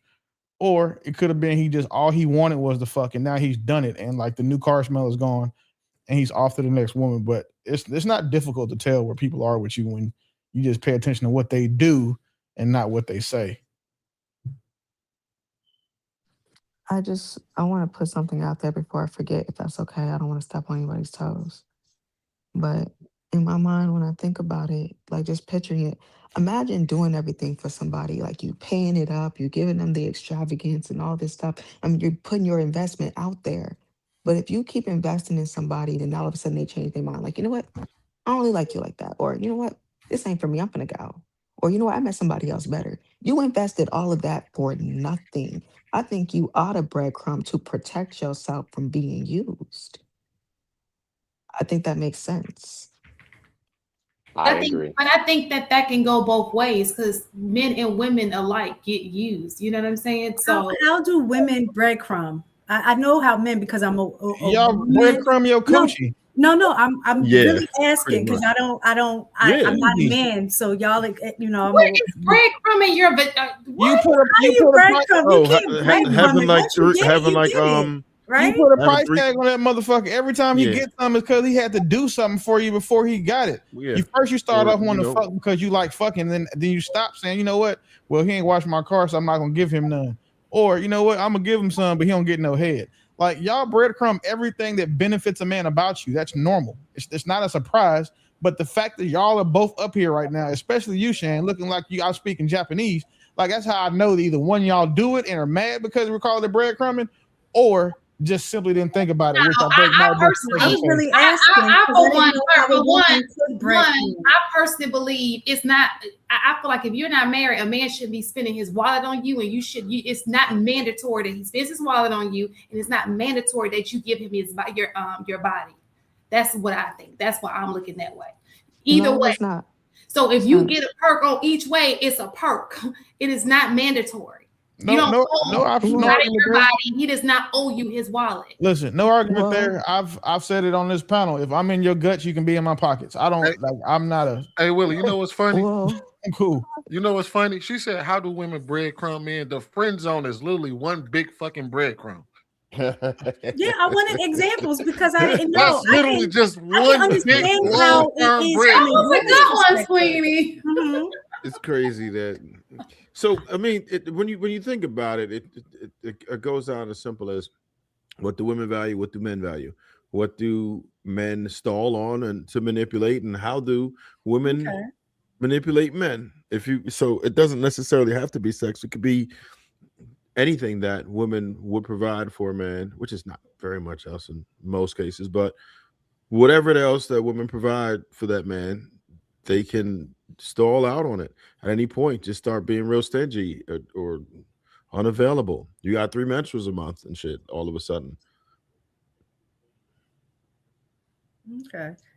Yeah, I just had no clue. I understood it from a woman's perspective, being a woman and, seeing how it worked from a man doing that to a woman, but I just didn't know how that would look for a man. Because it's so normal. No problem. Women friend zone niggas. It's the majority of men in your life are friend zoned. I would hope, unless you're fucking all of them. I don't believe either of you are of that ilk. So, but got me with the friend zone. that's why it seems so foreign, because y'all do this shit regularly. It's like breathing for y'all. But is that breadcrumbing? It's not on purpose, though. It's not like you're making it seem. It's not in a manipulative. No, that's that's not, what I was going to that's not ask. Is breadcrumbing. that breadcrumbing? That's not no. If you're that's not breadcrumbing. attracted to somebody, but they are cool, and you're just like, oh, we're going to be friends. If you're trying to anything, lead them somewhere that you're not going, that's different. breadcrumbing, right? If you the real breadcrumbing, we kind of went away from it a little bit with the breadcrumbing. It's supposed to be something that where at least you're being deceived as to where you're going. Do you right? know? They know that every man in their friend zone wants to fuck them. They know that. Yeah, but that doesn't mean that they're offering it. As long as they're not giving it doesn't matter if they're offering it or not. Like, it would be like me saying, okay, I know this chick wants a guy to do A, B, C, and D, and I want her to be around, so I'm gonna do A, B, C, and D, even though I'm not gonna give her what she like her end game. It's the same thing when you're in a woman's friend zone. Unless you're ugly, every man that approaches you wants to fuck you, or maybe your first or second cousins probably don't. But if you're a moderately attractive woman, you don't have men that just want to be your fucking friend. There's no value or utility in that is going to be commensurate to what he can get from you sexually. So if you have 50 niggas in your friend zone, 48 of them want to fuck you. But I thought the purpose of breadcrumbing was I'm going to give a little bit with the intent of getting something in return, knowing that I'm not trying to get in a relationship with this person. That's exactly what but what you're saying is it's really just one directional. Like, if a woman is clear that she doesn't want to be in a relationship with you, and she's, like, you're cool, and she's not abusing that relationship and like, oh, I'm gonna call him because I know he's gonna give me money, or I'm gonna do this and he's gonna give me money, with the intent of making him think that it can go somewhere. If she's not doing that, then that's not breadcrumbing. Your intent is completely irrelevant. You know that this man is doing these things because he wants to stick his dick inside of you. He wants to have you around in a non-platonic fashion, so he's going to be friendly. He's going to want to help you move. He's going to volunteer to put gas in your car, or you get a flat. He's going to be the nigga you can call. However, you also know that he is doing these things in hopes that you will change your mind about letting him run off and play inside your walls. That's Nobody knows that. Yes, so you no. People know that because you're telling us this. But you're a woman though, and you're not stupid. You know that too. You just don't want to admit it. So some people do. Sometimes you do know that. Like, if you know a guy really likes you and he's trying to holler at you, but some people have friends that they probably do from high school, middle school, whatever. We're not talking about Shane. We gotta get Savage here too, y'all. Savage trying to respond. We are not talking about some guy that you met in high school and y'all been friends for 30 years. We're talking about. Let her finish. That logic I'm gonna use against her. So let her finish. I got that. It's not for you to use against me. I'm telling you how we think. You don't think like you think. We know this. Listen, what I'm saying. We know this to be true now because we're having conversations with you to see how men think. So now, if you know, now I'm always gonna think like, nah, he's trying to get in my pants because I hear it from you guys. But I'm gonna be honest with you. Before, I didn't think that way. So Shane, do you consider yourself to be at least moderately attractive? I believe that all of the men up here will as well. I find it super hard to believe that you being at least moderately attractive, that you just found out tonight that men not tonight on podcasts. Oh, okay, even on podcasts. Podcasts ain't been around, but for like say since COVID. Absolutely. So since 2020, you just found out that all of these niggas, all of a sudden, that all the attention you get was, you thought it was because of your sparkling personality. No. Not the guys who tried to holler at me. That's obvious. But I'm talking about the guys who I consider myself like, if we met at work and we're just cool. You know what I'm saying? I think of them as just being my kind, like, we cool. I don't think of them. Now, if he tried to holler at me at one point, I'm not stupid. But if he just came at me on a friendship, like trying to be cool with me, even in his mind, even if he's trying to get in there and he never says that, I think we just cool. Shane. Hold on, y'all. Let's Savage get in there before Willie responds. Understand, this is before 2020. Now, 2026. I know better because y'all have put this in my mind that that's not how men work. So this is 2020 me, not 2026 me. Okay. All right, go ahead, Savage. And we'll I just want to put out there that, one, I'm 28 years old, and even I know that this is capable. Let's look at the show Girlfriends. William is the most unattractive person on there. He's supposed to be the most platonic friend of all. And he done slept with Lynn and he done slept with the other girl too, just given the opportunity. Now, let's think about the dynamic. Let's be realistic here. What a man puts in for that friendship, a woman does not give back. It is not equal at all. He's going to go out his way for her, pay for some things for her, put his life on the line for her. He's going to do favors for her, things that she give her money and stuff like that, whatever the case may be. It's almost like a second boyfriend, except he ain't getting no pussy. You know what I'm saying? But all the things that he's willing to do for her, she is not willing to do for him. You know, God forbid she even be in a relationship. Anything she does for that man is automatically disrespectful. So it's already not platonic. They treat You know? niggas So like let they're me just say unpaid this. interns. That's all it is. Willie, let Well, me say this. let me finish. Let me finish, please. There is a statistic shown, and you can look it up on Google, that there was a study done in Houston, Texas, of a survey of how many women were friends with guys. And on the woman's end, it was platonic, but the male friend secretly had intentions of sleeping with her or wanting something more, and the woman was completely oblivious. That is a thing, but it just goes to show that men and women being friends is not really it's not really platonic. And then if you're talking about people that you work with or knowing somebody down the street, that's your associate. That's somebody that you just know from around the way. That don't make that person your friend. I think people are a little too loose with that word friend. I mean, I feel like, you know, oh, well, I know that girl at the store. She used to do my hair. That's my friend. That's not your friend. That's your associate. I mean, let's not confuse the two. And then if we're going to talk about somebody that you grew up with, I think they even more of a problem because they know all of your vulnerabilities. Like, okay, they done sit up here and took the times. They know what not to do. They know what not to say. They know when to show up. They know to be the show to cry on. As soon as something go wrong, I guarantee you, if you got on your knees on that brother and opened your mouth, he would not hesitate to feed the duck. Is that But really a that's friend? still So not let me breadcrumbing. so Let me just say this. I think no, we're getting mixed up with what breadcrumbing We're is, not. right? We're not. What we're saying, no, what you're saying is like, so when I had said, even with my husband, he was clear with me about it not being a relationship and him not wanting to be in a relationship. The fact that I took it upon myself to make it something different than what he said it was, that's on me. He's not breadcrumbing me. That's me breadcrumbing myself. He can't be responsible for something that he was honest with. So just the same as a woman saying, I don't want to be in a relationship with you. We're going to be platonic. Let's be friends. Be cool. We hang out. We, do all of the friend things.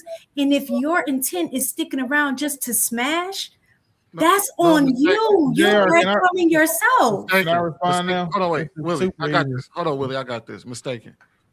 So, breadcrumbing is the act of the person that's doing the breadcrumbing, right? Right.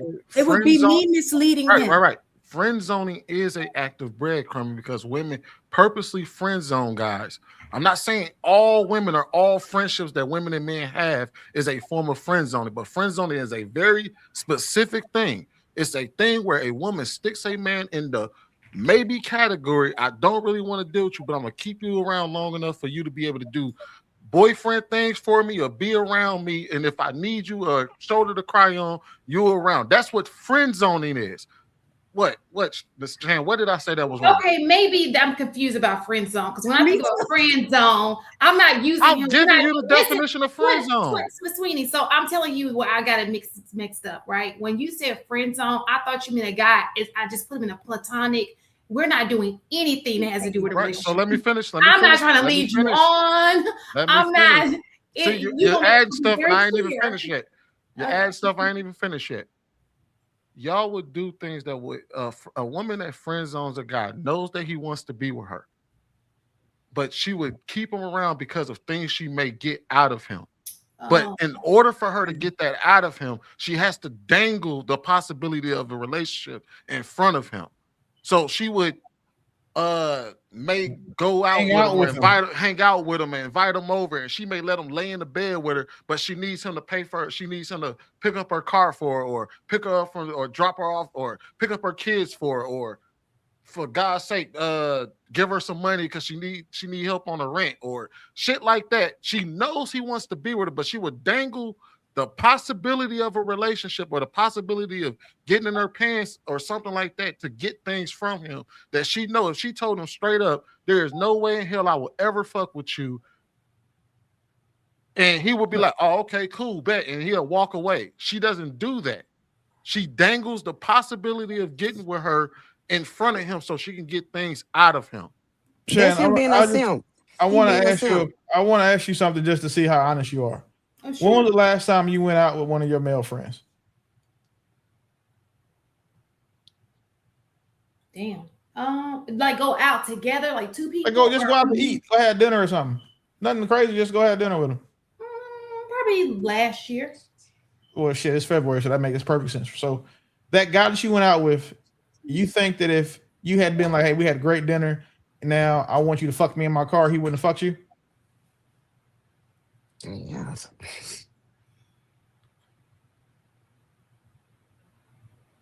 Exactly. But see, men No, are but F no, anything. That's not a standard though, because men are F anything. Like No, that's Really. Men My don't point. listen. Men don't fuck anything, and typically the people who say that are the anything. Like we don't fuck anything. Like especially when it's someone that we've been friend zoned by. Like we don't let anything friend zone us. The only types of women who let men friend zone them are the ones that have some type of value. So we can't say that men fuck anything in this conversation because Shannon wouldn't be anything to the nigga that took her out for dinner and then would have fucked her if she would have gave him a chance. no, but that's my point. I think any woman, for the most part, and I've even heard men say that they smash women that they wasn't even attracted to. In just this because they context, wouldn't- it's clear that there's an attraction to. That's why that doesn't matter. Right, but based on what you were saying, you're trying to use it like, oh, you don't think he would have smashed you? In Yes, he would have context smashed. is that He would have she's smashed attracted Shan. He would have smashed Savage. He would have He wouldn't smashed go out. Ron Can I Love. say something? He wouldn't that's go what out I to dinner mean. with a girl he wasn't attracted to. That's why when you bring up these things have nothing to do with the conversation. The context is important here. A man is not going out to eat with a bitch he doesn't think is pretty or that he doesn't think is I cute. agree with that. So Shan, the dude that Shan went out with Shan, he knew Shan was cute, and he probably sees Shan from the top down all the time. If Shan had gave him a whiff, an inkling, locked eyes too long, she got her, she's always got on a low cut shirt. So now she don't pull her shirt back up too fast. And he see like the titties or whatever.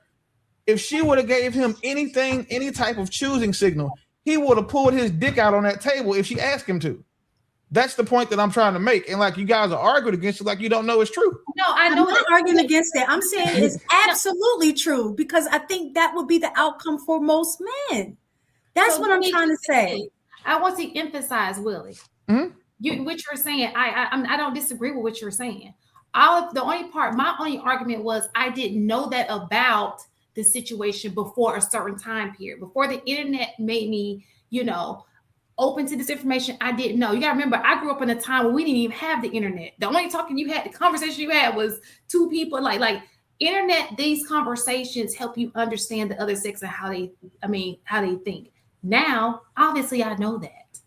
No, I will give you that because you may have just literally I don't think you're much older than me, but I didn't have internet forever either. So I can see that you just didn't know. But this is the thing: what makes it somewhat hard to believe is that you are above average as far as looks go for most men. So because of that, with you being inundated by niggas, like you pass 50 niggas a day, 48 of those niggas look at you and like, yeah, I'll fuck her. And that's how, like, once a dude decides he wants to fuck you, everything about how we approach you is different. But I would agree with Savage what she said though. So everybody's not my friend.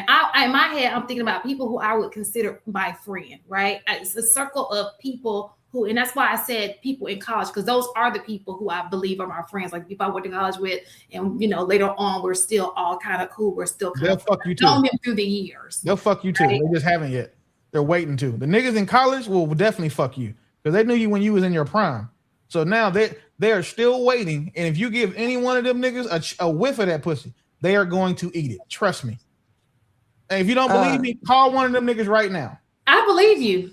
Pre-2020, I did. I probably would have had. Yeah, I believe you. But I want to put out there. Can I ask you a question? You went to high school in the 90s. You are capping. Can I just say one thing? I just want to say a real friend should be like two parallel lines. It should not cross over.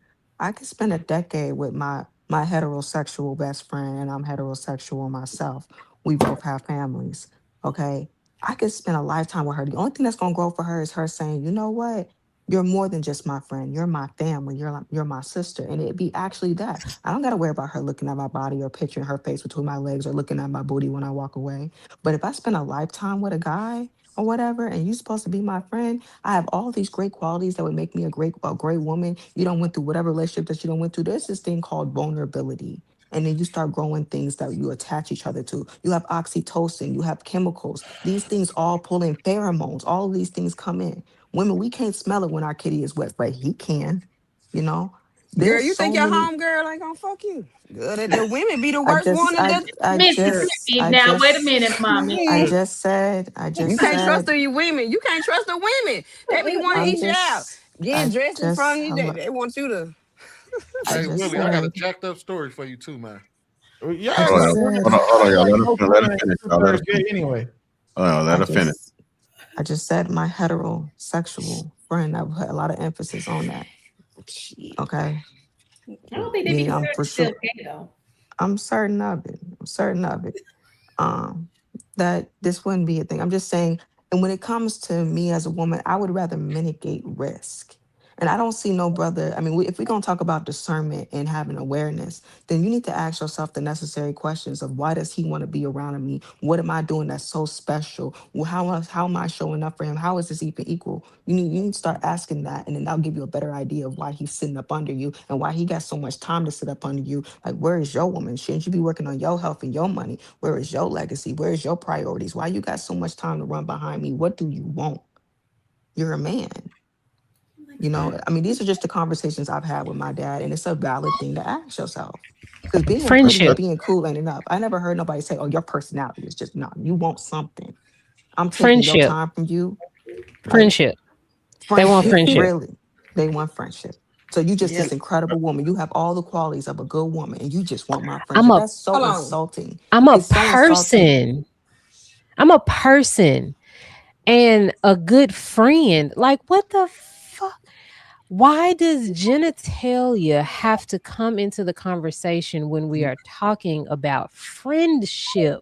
Because biology is Friendship. present. I know. I get it. That's not what I'm saying. I'm not negating what you're saying. I agree with you, Willie. But there are men that exist that Of course, there's value unicorns. friendship We're with not arguing that. people. I But gave no, her no, proof no, of those not two you, niggas who Willie. exist. And Not my you, Willie.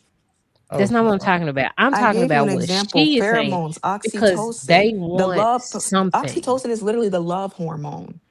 Okay, it's your touch, your smell. I mean, What does that Every these have man to things don't are do with studied. so These things are anything? literally studied. You can have your emotions, and then there is actual facts of logic. What does that have to do with Do that. it? What? Do that. That We're that that talking doesn't. about friendship. I'm Yeah, that going out doesn't to make eat. This, that you know that what? My doesn't make personal sense to opinion. me. It I'm gonna doesn't make leave it. sense to me, Savage. I'm not because of what you said. Um, Sorry, let me clarify my thought. Aren't those same biological emotions, don't they occur even if you're spending time with another like same sex person because of the no. feel good? So that's why I don't want I'm more in line with what Bo is saying. I heard this last week. I'm like, you telling me men are incapable of being friends with women? Like this don't make sense to me. Like Inc- seriously? Not incapable. It's just unlikely, and this is why. Just take it this way, ladies. If we're saying that niggas that are around you want to fuck you, at least you know we don't think that you're super ugly. Because if we believe that the niggas around you didn't want to fuck you, we believe that you're ugly. Like you probably don't bathe, you stink, you hairy. It's something wrong with you if men in mass believe that the niggas around you don't want to stick their dicks in you. Like that's just not how biology works. We don't even have to. We spend time with people. Again, like use the military as a great example. It's niggas, it's girls in the military just by proximity that dudes would not fuck if they were overseas, if they were back stateside, because you know there's prettier women. But because they're familiar, they've been hanging out. You start, damn, this you do got a little ass back there because y'all stand watch for 12 hours a day together. You become attracted to them and can see and end up fucking them. But you would never do it here. That's what these men are hoping y'all do stateside. They're hoping that y'all fuck around, give him something. Because you know what? I did change her tire that one time. I did come through when saying when she'd help on a light bill, or damn, I do help her son. I did coach her son. Like that's what these niggas are doing that stuff for. The majority of the time. Like I said, out of 50, 48 of these niggas are doing this. But True, Willie, true is let one me of those. just True can is I one of say those something? niggas. So if the majority of niggas say around you are just trying to get something from you, and you should be aware of that. I thought we all are now. If you continue to take those things from those men, that is how you're breadcrumbing them. I'm just But saying. Willie, y'all just said I haven't said nothing in like 3 topics. But like Willie, we just had a discussion where Trev asked a question, why would you keep a woman around if you know you're not gonna wife her? Right? This you basically just have her as a placeholder, kind of like friend zoning her in a way. And you just said the reason you gave us all you men gave us reasons why you would keep a woman around that you know you're not gonna be with. I think that's not a good comparison No, because you. I'm not done. Can I Oh, land this oh, I'm shit? sorry. You took a break. My fault. God Go ahead. damn. My Hold on. fault. God, As soon as Lord there Jesus. is some space, I have my best friend on the phone. I really want y'all to hear these series of questions I got for him. So it's not your series of questions. Go You gotta ahead. give them So I'm not saying that these are the same things, but I'm saying that you're using someone for something. So y'all like Willie said that you using this friend guy as he come and change a tire, or you using this guy. But the thing is, it's really not the woman's fault on why this man simping over this woman. He's putting himself in the friend zone. She's not holding him against his will to keep him in this zone. So I wanted to ask, like, one of the guys, how long would you stay in this friend zone with this woman, knowing that she probably don't want to be with you? Like, that's my question. I will be honest with you. As I'm long as gonna tell you right now. A lot of men will stay either one until they get tired, or two they get the ass. Now I will say this though. This is where the issue comes in. This is why I say friend zoning is a very specific thing that we're speaking of. It's not just becoming friends with a guy, because we do become platonic friends with y'all in a number of different ways. Friend zoning is very specific. It's one of those things where you put somebody in the friend category. Because I always say it's very easy to start a relationship with a woman, especially a non-sexual relationship. It is extremely easy. You can do all boyfriend things for a woman and she never give you ass, and she'd be completely okay with that relationship. You can talk to her all night on the phone. You can be friends with her. You can take her out to eat. You can buy her stuff. You can buy things on her. You can have a Valentine's Day with her where you give her all these and she will love all that stuff as long as there's no sex involved. And that could be a literally almost borderline relationship without the sex. It's very easy. That's true. So what happens on y'all part is that it's the women who purposely put guys or purposely sit guys in the friend zone, and they breadcrumb them by saying, "Oh, well, come hang out with me," and then later they're asking for a favor, or they call you and just because they broke up with their boyfriend that night, they want to call him, and then because they need a shoulder to cry on, so they call that guy up and want to talk to him, and they put the little sweet voice on, or they ask them to come over and they'll watch a movie and shit, cuddle up with them, even though in her mind she know this cuddling don't mean shit, but she knows that this guy likes her. But she needs she needs somebody to be there with her. She needs somebody to pick her up from her job because her car broke down. She needs somebody to come over and change her tire. And she will put on the sweet voice and all of this. Matter of fact, what's funny is relationships with women aren't always reciprocal, even friendships. I had a conversation with one of my best friends. She's been my best friend since high school, 17 years. And I asked her this. I said, now she's married as well. And I asked her this. I said, hey, if you ever, I was like, if you ever needed me to come over to your house and like put a tent up in your backyard because you had a party that was about to go on, you said, hey, look, I need you to come over here, set up my backyard, set up all these tents, put up these tables for me. What would you expect me to do? She said, I would expect you to come help me. I'm like, yeah, I probably would come help you. So I asked her the opposite question. I said, all right, bet. All right, let me ask you a question. If I told you I had a guest, I had like 20 party guests coming over, and she makes this really good meal called ziti or some shit like that. And I said, I need you to make me a pan of your ziti for my 20 guests. You know, she said, I don't know if I can do that because that might be disrespectful to her marriage. I'm like, wait, so you said that I'm like, wait, so you saying you would want me to come over and build something for you and put something up in your backyard or whatever and help you put something together. But if I ask you to come cook one of your famous meals that you call famous, Was she gonna pay you though? No. Oh, okay. This is Yeah. completely. So I think we made a mistake by giving too many best friend on the phone too, y'all. So I don't know if y'all want to go ahead. I'm not going to be long about it, but I just wanted to let people know that I think we're giving men a bad rap by just making it seem like we're these savages who can't possibly handle friendships at all platonically. There's a lot of men who do value a friendship in a woman, and we talked about this a little bit earlier in the week, but insight and perspective are extremely important to me, right? And I got plenty of female friends, some of them bad too, and it doesn't really matter. I think that it more suits men who are dissatisfied. Now, I will say that most men are not satisfied, so that's why you would have what I agree to be the majority of men who would go ahead and want to jump on every female that they're around because they obviously are not getting what it is that they want to get. But that's that scarcity is probably the main reason why men will behave like that because they don't have that much access to women that they want. Go ahead, Bo. I know you All right, got go your front on.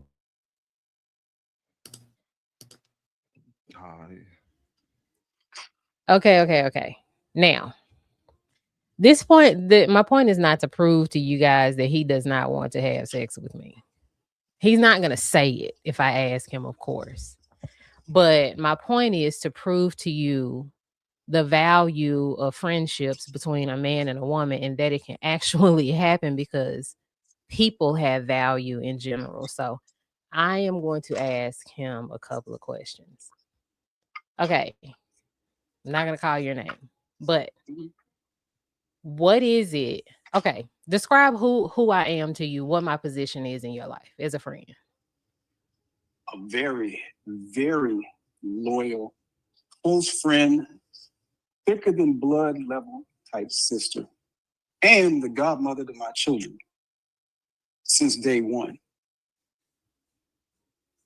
Okay. Do I need to say more? Because I can. You good. Oh no, Okay. I know you can. Also, do I touch a door, a wallet, or anything else when we are out? When we go out to lunch, when we go anywhere? Oh God, no. And it doesn't have to be anything that you're getting for this. No, that's just the level of respect I have for you. And if anything, it's hey, this is a gesture of friendship. Like, yo, I respect you that much and think that much of you to do that for you, without anything in return, because I know you got my back. How? So I'm just saying, there doesn't have to be any strings attached. No, every man doesn't want anything. And loyalty. No, that's it. I know you got my back. Period. I don't need nothing else. You a true friend. I 30 do years have this year. I do have a question. That's Though. all. 30 years this year. 30 years this year. Okay. I got a question for him though. Can you hear me? Yeah. What's going on, bro? Shout out to both friends. All right. And you don't have to answer this, but I will ask this. How do you know that she has your back? Like what, like tangibly, how does that manifest itself over the years? First off, the support that she's given me as far as my kids that I didn't even have to ask for, that she would just willingly do on her own, out of respect for me and knowing my situation and what I have going on. It's deep, bro. I'm just telling you. I mean, I don't know if y'all barking up a tree or whatever, but I'm just telling you, like, dude, this is solid. Seriously. I helped raise his kids. Literally. Respect. I think that where I could take maybe some pause with you choosing to treat Bo with the gestures of maybe opening doors or paying, that's your choice. I think that's probably where things can get a little bit choppy. Because I had this discussion with the panel a few days ago. All my female friends get treated like friends. That means to me that if if me and Sweeney are hanging out and I consider Sweeney a friend, if I choose to pick up the bill, it ain't because of anything other than just my character, you know. But with a woman, it's the same. To me, if she's been acquired as a friend, I'm gonna treat her like a person, but I'm not necessarily gonna go on my way and open doors or, you know, like boyfriend energy. She gets fair treatment. And I guess that's probably where a lot of times the lines get blurred. Because when I heard you say, you know, oh, I don't open doors, Bo, I'm like, why not? Like, I mean, but that's his choice, you Because know. And that's how he would treat like his mother or his sister or any other woman in his life that he revered. That's what I Fair mean. enough. Not like Fair his enough. boyfriend Fair enough. treatment, but I mean, yeah, boyfriend treatment, but Okay. like, yeah, that's what I mean. Okay, that's fair. That's fair. Respect, dude. I mean, like, yeah. I'm gonna say this. That's fair.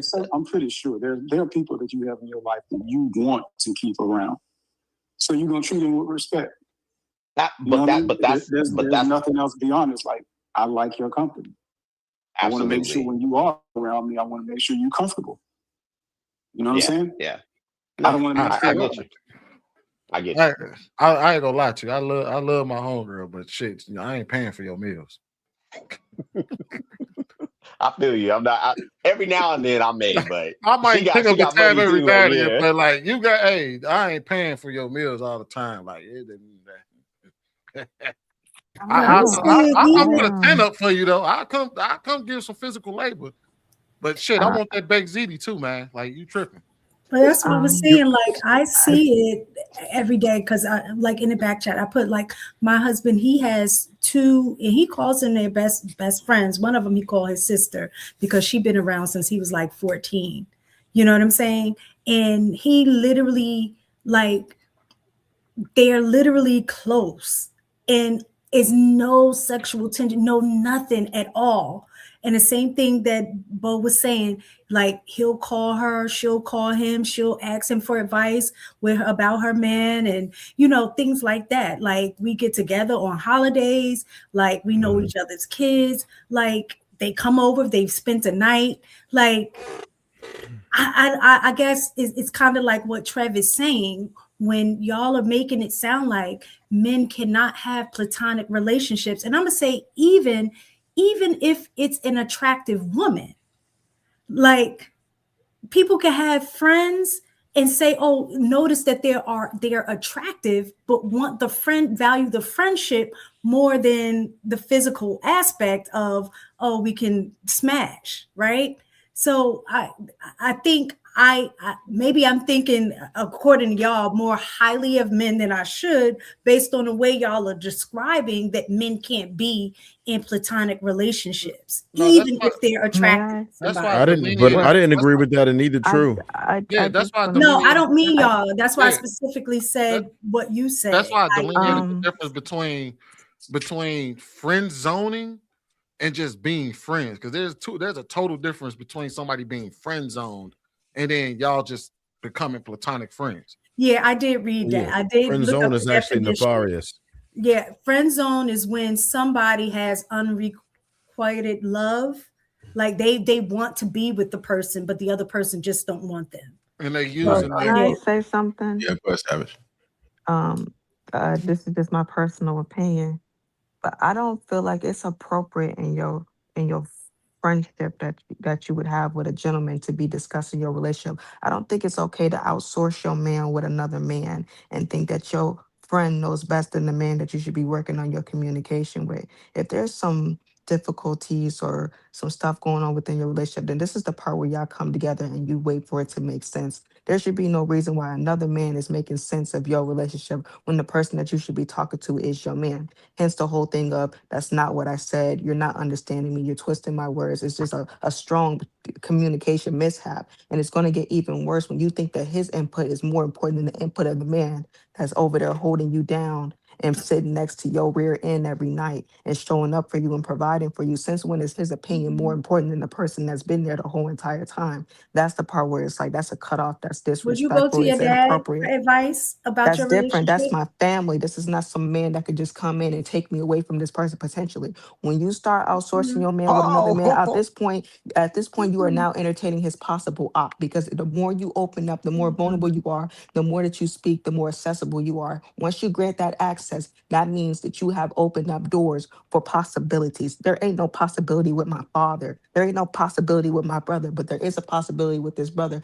making him think that his opinion is more important than my man. We're not doing that, in I, my re- I personal opinion. I respect what you said, but what I heard seems limiting in a sense that eliminates therapists as well as pastors. You're pretty much saying that as long as he has a penis, he should not be privy to in internal information, and that again is speaking to what I believe is the problem. That's limiting. I get what you're saying, that there should be lines drawn. I do understand that there should be boundaries. I think we're smart enough to understand that, but to just nail That's it down. different. That's professional help. And there, keep in mind, there is a such thing as confidentiality. I could sue you if you overstep. If you get inappropriate with me, I got some money in my pocket over there. I ain't getting no money in my pocket over entertaining Dre because he supposed to be my friend. But you responded in a way of saying that it opens up access, which I agree Because with that's a you. form of disloyalty. We're not gonna act like that's not disloyalty. That is disloyalty. I think Because who I says can't. that hold on. Who says that your man want this man to know all his business? What if your man is not even friends with this man? Why does this man get to know everything about your man, but your man don't know anything about him? Since That's when your is that even okay? that's your fault. If he's not friends with, Exactly. that's your fault. If I you're wouldn't not play them friends, that's your games. fault. That's I not wouldn't play games. that game. But that's not. But that's what I'm saying. Respect to you. But again, what I heard was that means therapists should not be male, nor should That's not pastors what I be male. said. You didn't have to say that. That's what I heard, because you said based on his sex, that shouldn't be communicated. If he's another man, I could possibly be giving away information, and therefore I could be taken away. How's that possible? That Because doesn't we're make talking sense. about professional versus some guy who don't got no license in this. I'm There's no sorry. I speak to my consequences. brother-in-law, like, about, because we're all close. We're a very close-knit family. So, like, sometimes it's about the approach. Sometimes not that I won't speak to my husband, but sometimes it's about knowing how a man think. I don't think like a man. So a situation may come up that I'm befuddled about, like, why did he get upset? Blah, blah, blah, about this. And I'll call my brother-in-law, like, yo, let me tell you this scenario. And he can give me advice based on a male perspective that I really would not have seen at all. And then that allows me to then go back and have a totally different conversation with my husband, because I perceive something a certain way. Whereas just now here, these are prime examples of things that how perception, how things are seen very differently by men and women. So I'll go to my brother-in-law and I might ask him a question. He'll explain something. Nah, this is where you went wrong, or no, you should have said it like this, because as a man, he gonna take it like that. And then I can go back and have the conversation. Same That thing with is my husband's like best friend. She's called him and be like, yo, da da da. He's talked her off the ledge, like, no, because that she is has so that male disrespectful. advice. No, it's not. You can I'll think like explain that, but why. I'm secure in my relationship. I Hold trust my on. husband, and even for him, her man, they have a relationship. So that's what True was saying. I think it's disrespectful when the people aren't clear about the other person, right? Okay. I think that's That's where the disrespect comes in.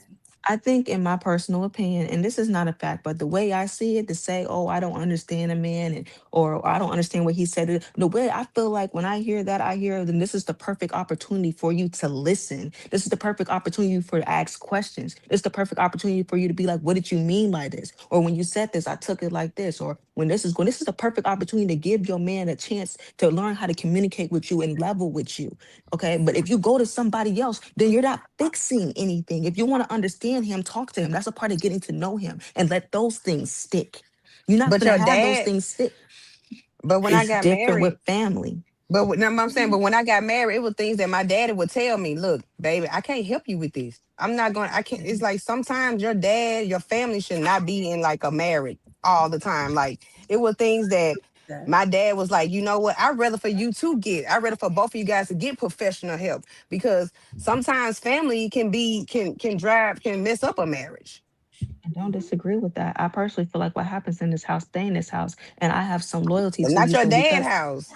Your Well, dad, I'm your not dad can't pushing be the in that whole thing marriage. about I'm not pushing the whole thing about talking to my dad and to my brothers. That wasn't never my Yeah. argument. I said that I Okay. want to talk to the source. I want to understand the source because there's no way I'm laying down with you every day and I'm not going to take the time to consider your mind. I need to know your mind because I need to know you to be able to understand you is But important. I got to but be that's on what point I at all times. but that's why I talked about that lie when the first conversation that we talked about when I said that I'd rather for my man to tell me instead of lie to me about our situation before going cheating. I that's what I mentioned. I mentioned conversation is way more important. I'd rather for a man to not lie to me than to lie and cheat on me. I'm so thankful for What's the the men in ego my and the lie life, and cheat part in there? for the advice that they Yeah. have given me. I'm so thankful. I'm sorry that So, y'all haven't had that experience. Yeah, I have With, that. so, My dad is you know what I'm my saying? best so friend. I'm But I wanted to thankful ask, for the men in my life that can give me guidance on certain things, and it has nothing to do with a lack of communication with my husband. Like I said, we've been married 23, 24 years, but have been with each other 30 years. So that's not an issue in terms of communication. But sometimes there are things that, I mean, in a relationship that sometimes you can't hear something that somebody's saying in the moment when your feelings are involved a certain way. Sometimes you need to step away and process. That's why you take your Sometimes you're seeing time and you different be things patient and a you ask different way. questions Even when and y'all you do allow the come person to together and have the finish. conversation, you still could be like we literally had this conversation just now when we were talking about the difference between lying and deception, right? So we're still not seeing eye to eye. But sometimes me going to my brother-in-law or me maybe having a conversation with my brother or something like that can give me a whole different perspective because my husband can only communicate the way that he knows how. When I having different views from somebody else, they like my brother-in-law or my brother or whatever, that they can give me a different perspective that my husband couldn't because he's limited into the way that he speaks. So when I have that conversation, I could say, oh, I could go back to him like, babe, now I Hold get it. on. I understand what you were saying. And then we can rehash the conversation from a different level of understanding. Okay, so So then what I have to say to that is, do you really want to understand your man? That must suck for your man to tell you something and then somebody else tell you. And it's like, now I get it. Now I understand it. He looked like I just said the same thing, but you didn't ask me no questions. You didn't care enough. It always comes down to how much do you actually care? Are you listening to understand? Or are you listening to respond? You can't be listening I if you're like how talking you over me. twisting You it. can't be That's listening good. to me if you're running away to other people. You can't be caring if you are prioritizing other people's thoughts over the source. There is nothing more important than the source. You're not Well, going to let me understand more just than the say, actual person himself. I get that, but this I girl has think been it's married not for more 20 important plus than I years. That's know. what I'm saying. And Their Shan, you relationship know our works. relationship. So Their it's not relationship. even. So even this advice for somebody who doesn't even know their relationship, 20 I'm plus just years, and saying they in are still general. like solid. Like this ain't no, we just getting through it because they solid. They actually like being around each other. But Like, I'm she just will saying in diss me in a general. second. Yo, Tay filling up on me right now. Let me hit you back.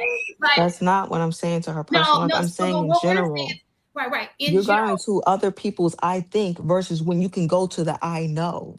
Why go for I think when you can have I know? Because I think that sometimes people I know is really there, I think, because they think they know.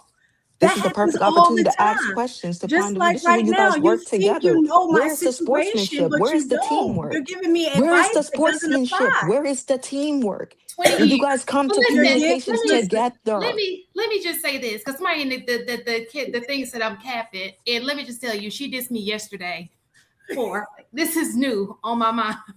What I mean yesterday was like today, earlier today. So that's their relationship. You gotta when things are working for people, we can give you opinions, but it works for your relationship. We don't know your family dynamic. I know a lot of people who go to their fathers when they marry families. The father guides them. We do things a little different here. We're very individualized in the Americas, right? That's probably why it don't work. But some people rely on elders or people who've experienced things to get information from. And if that works for them, allow it to work for them. you know, obviously he doesn't have a problem with it. And that's what I was going to say, to each his own. Like that's definitely cool, because even he will talk to people too and have a different perspective, because sometimes in a moment, and I don't know if you've experienced this in a relationship. I know I've heard men say this, I've heard women say this, that sometimes it is like hearing it from somebody else. Sometimes it gives you a different perspective. That doesn't mean that you don't respect what the person's saying, but sometimes you just can't hear it. And maybe you haven't experienced that, but I'll speak for myself. I have. And I am grateful. I have other men, I have other women in my life that can sometimes give me guidance. Just because I've been with my husband, it doesn't mean I know everything. It doesn't mean that he knows everything and he can't get it right. So having people in your life that want your marriage to succeed, like you do. I know we've moved away from having a village. Everybody's so secretive. Everybody is so, like that kind of stuff that you don't even know. You're talking about building a relationship with a man, but you can't build a relationship with other people. Like you can't have a village. That's the whole purpose of people when they go to a wedding. The witnesses, all they have a response. They're supposed to, at least back in the day, they had a responsibility to your marriage as well. And The I elders would say are supposed to pour into y'all to help your marriage, move along. Let me And just the fact say that we moved away from that, we want to be so like, oh, I can't share nothing. It'd be that one person that can give you advice that can maybe save your life. Let me just say this. I think save your marriage. Ma'am, And you're like, well, no, you how got to be can so private. how Let me That's just say can a this. man to each hold his on? How own. can Let a me just say man this, Savage, real fast. This is not for everybody. You got to know your family. I'm not saying if you have a toxic family and your parents are not like that, then that's this is not a one size fits all type of situation. Because some people, I could tell you come from a trifling, like you should just stay away from that. Not everybody's family rolls that way. Whoa, Some don't assume on people my really. family. I I'm haven't not said talking anything about about you. I'm saying, baby, it's not a you. I'm saying in general. Please don't take that. okay. Like I don't know you. Misunderstood. I Yeah, apologize. no. I know you speak highly of your dad. I wasn't speaking about you. I'm saying period. So the audience, it may be foreign for people to hear that because they come from a toxic family. There's no way, I'll tell my parents that, because I've seen moms and dads who actually try to split people up. This is not the information for them. This is not for the toxic friend who's in it to be like, you're right, girl. Don't be That's not what she has going on. She has people in her corner who are going to tell her the truth. They're not going to agree with her all the time. They'll listen to the situation, and only those people should roll that way. This is not everybody. You should know your family. So All I'm saying is, if your man is taking the time to talk to you and show up for you or try to lead you or give you clarity, it is our job as women. Take out the friends, take out the cancel. This is a part of having accountability and effort. This is a part of being a team. This is a part of showing up. It's having the ability to ask questions or be patient or wait for things to make sense or even give some stuff some time, because you're not going to get something right away. It's actually being able to be like, you know what? Or even being honest about your vulnerability. And it's like, you know what? I'm frustrated. I can't figure out what you're trying to tell me. Can you give it to me differently? Or being like, you know what? I feel like I want to cry in this moment. My emotions is making me feel like you don't give a damn, because you got to be honest. You got to be vulnerable. You got to look to understand. You can't focus on being right, but focus on doing the right thing. You have to be effective. I don't feel like it's effective to wanting to go elsewhere and prioritize that. I feel like this is the time to prioritize your partner. Nobody can't lead who doesn't want to understand. And you show that you don't want to understand when you want somebody else to give you understanding. If you want your male friend to give you understanding, then go be with him. Because why is your man wasting his breath talking to you? That's how I see it. That's my opinion. It's not a fact. I'm just saying, value your man's word the way you value those words in the Bible. That's all I'm saying. It should mean everything to you. You know Okay. how many Bible verses talk about? Hold on, let's go ahead and get, like, come on now. Yeah, let's go ahead and get Bo in there. And we'll probably get one more person about to close out. So y'all make sure y'all keep that in mind. Go ahead, Bo. The fact that perspective is being devalued in this moment is really crazy to me. There have been many conversations that that I have had with someone else that could give me a different perspective about the person that I'm dealing with, because that person can't even see the type of person that they are being in that moment, even themselves.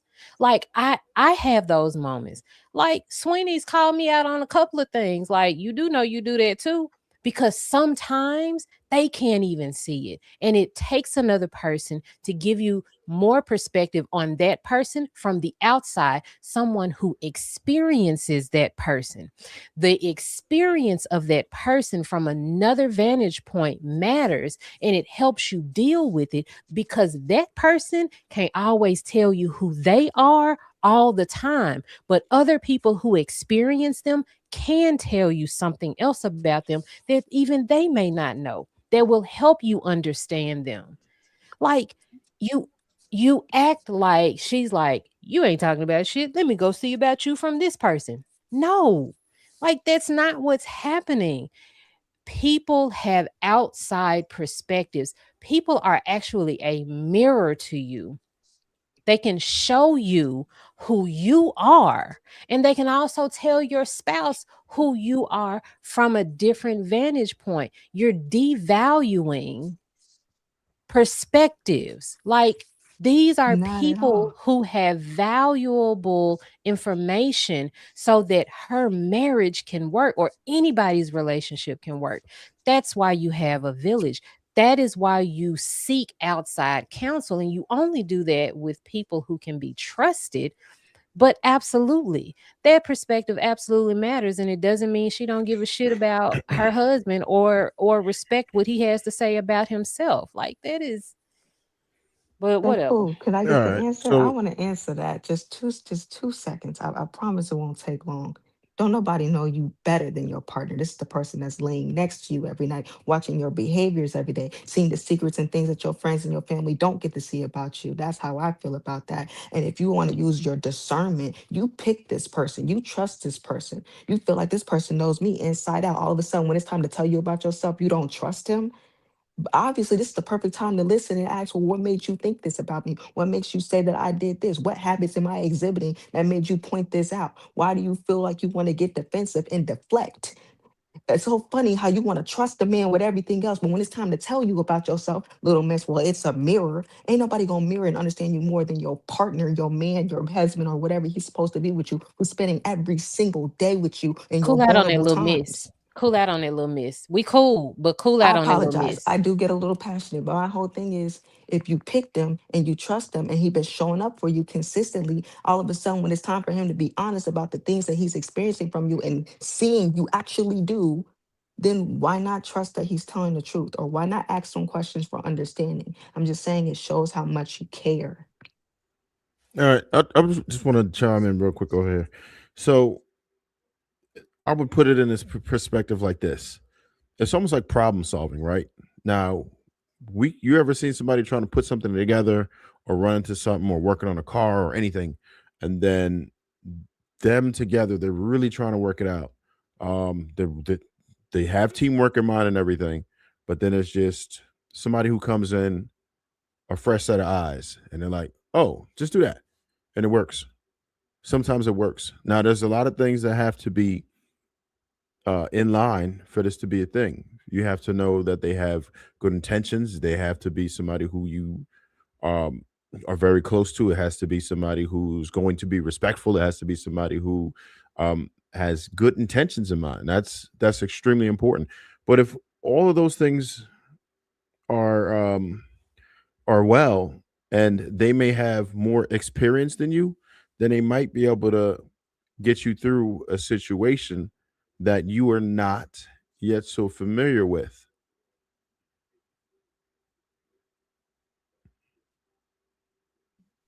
It's 12:15 and Right I on, got my work in the brother. morning. So I'm gonna let y'all have it. But to the lady above me, just to take some accountability, I shouldn't have called you little miss. I did get a little upset. Despite I did say it was passionate thinking about it, it was also disrespectful. I apologize for the disrespect.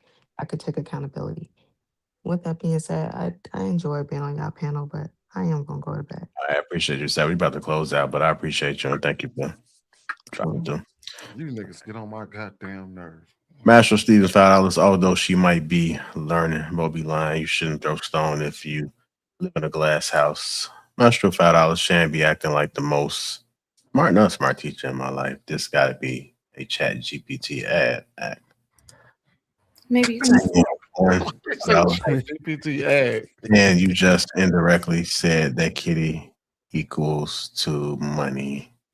And say, if you think you're not required to give money or a cat unless you're married, then you have to put both of those things on the same level. Sex is an exchange.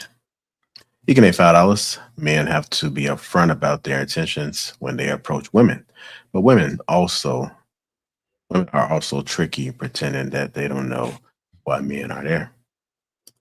Maestro with the $5 mistaken, trying to act like Lovita on Steve Harvey show, and don't know how men work. Knowing the backside is why we watched and accepted that. Hey, point. Lovita was oblivious of shit, boy. She used to. Props to you, save. I'm also a member of $5. This is why simping should be a federal crime. Damn.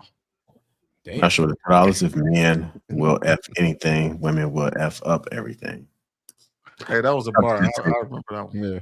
Also a member, $5. I would like to take this time to thank the panelists for not allowing their collective knowledge to get in the way of certain people's obtuse thinking. Captain Caveman, J2M, $2. Men giving real info about men they won't accept. Privacy to Saver, remember, $5. Bo, I commend you. You've mastered the tone of authority without the inconvenience of facts or death. You can make $5. Bo, men that wants to be a friend doesn't find the woman attractive. If a man finds you attractive, as long as he sees you attractive, he wants to F. Mr. HD, what's going on, brother? Member for 42 months. Shout out to you, man. Lord Jesus, have mercy on this brother. Salute, ladies and gentlemen on the panel. You can A, $5. Bo, that man called you godmother to his children. He doesn't find you attractive. If you take your clothes off and ask him to smash, he will smash. A big 03, $20. Friend zone happened after the guy show attention. Women deny it knowingly, then take advantage of it. When you earn a friendship with a man, you had to go through something, being jumped together or show loyalty at a tough time. Privacy to save you. Jump together. $5. So you're telling the issue y'all are having in the house that is not a therapist. Privacy to save you again, $5. Remember, not a friends and family got to stink the eye for the significant other at a family function. Privacy to save you, $5. Remember, so let's say that your man knows who you are telling this info to. Now what happens when the person you tell someone else diabolical behavior? Privacy to save you. But I have a question. Since you're an agent of intellectual dishonesty, what are your views on intelligence? Please try to avoid the ad hominem attacks. And Captain Caveman, $5. You go to a couples therapist together to seek counsel. So why would you seek another person's perspective about your relationship by yourself? I want to thank everybody that's contributed to the platform. Appreciate you guys tuning in. Let's make sure we support the people on the panel. Check out their IGs at YouTube and see the amazing things that they have going on YouTube and outside of YouTube. Y'all make sure that you guys enjoy your weekend and enjoy y'all night. Get some sleep. True. We're going to hang out in the back and see counsel. Okay. And we'll talk to you guys. Thank you. Hit the like button.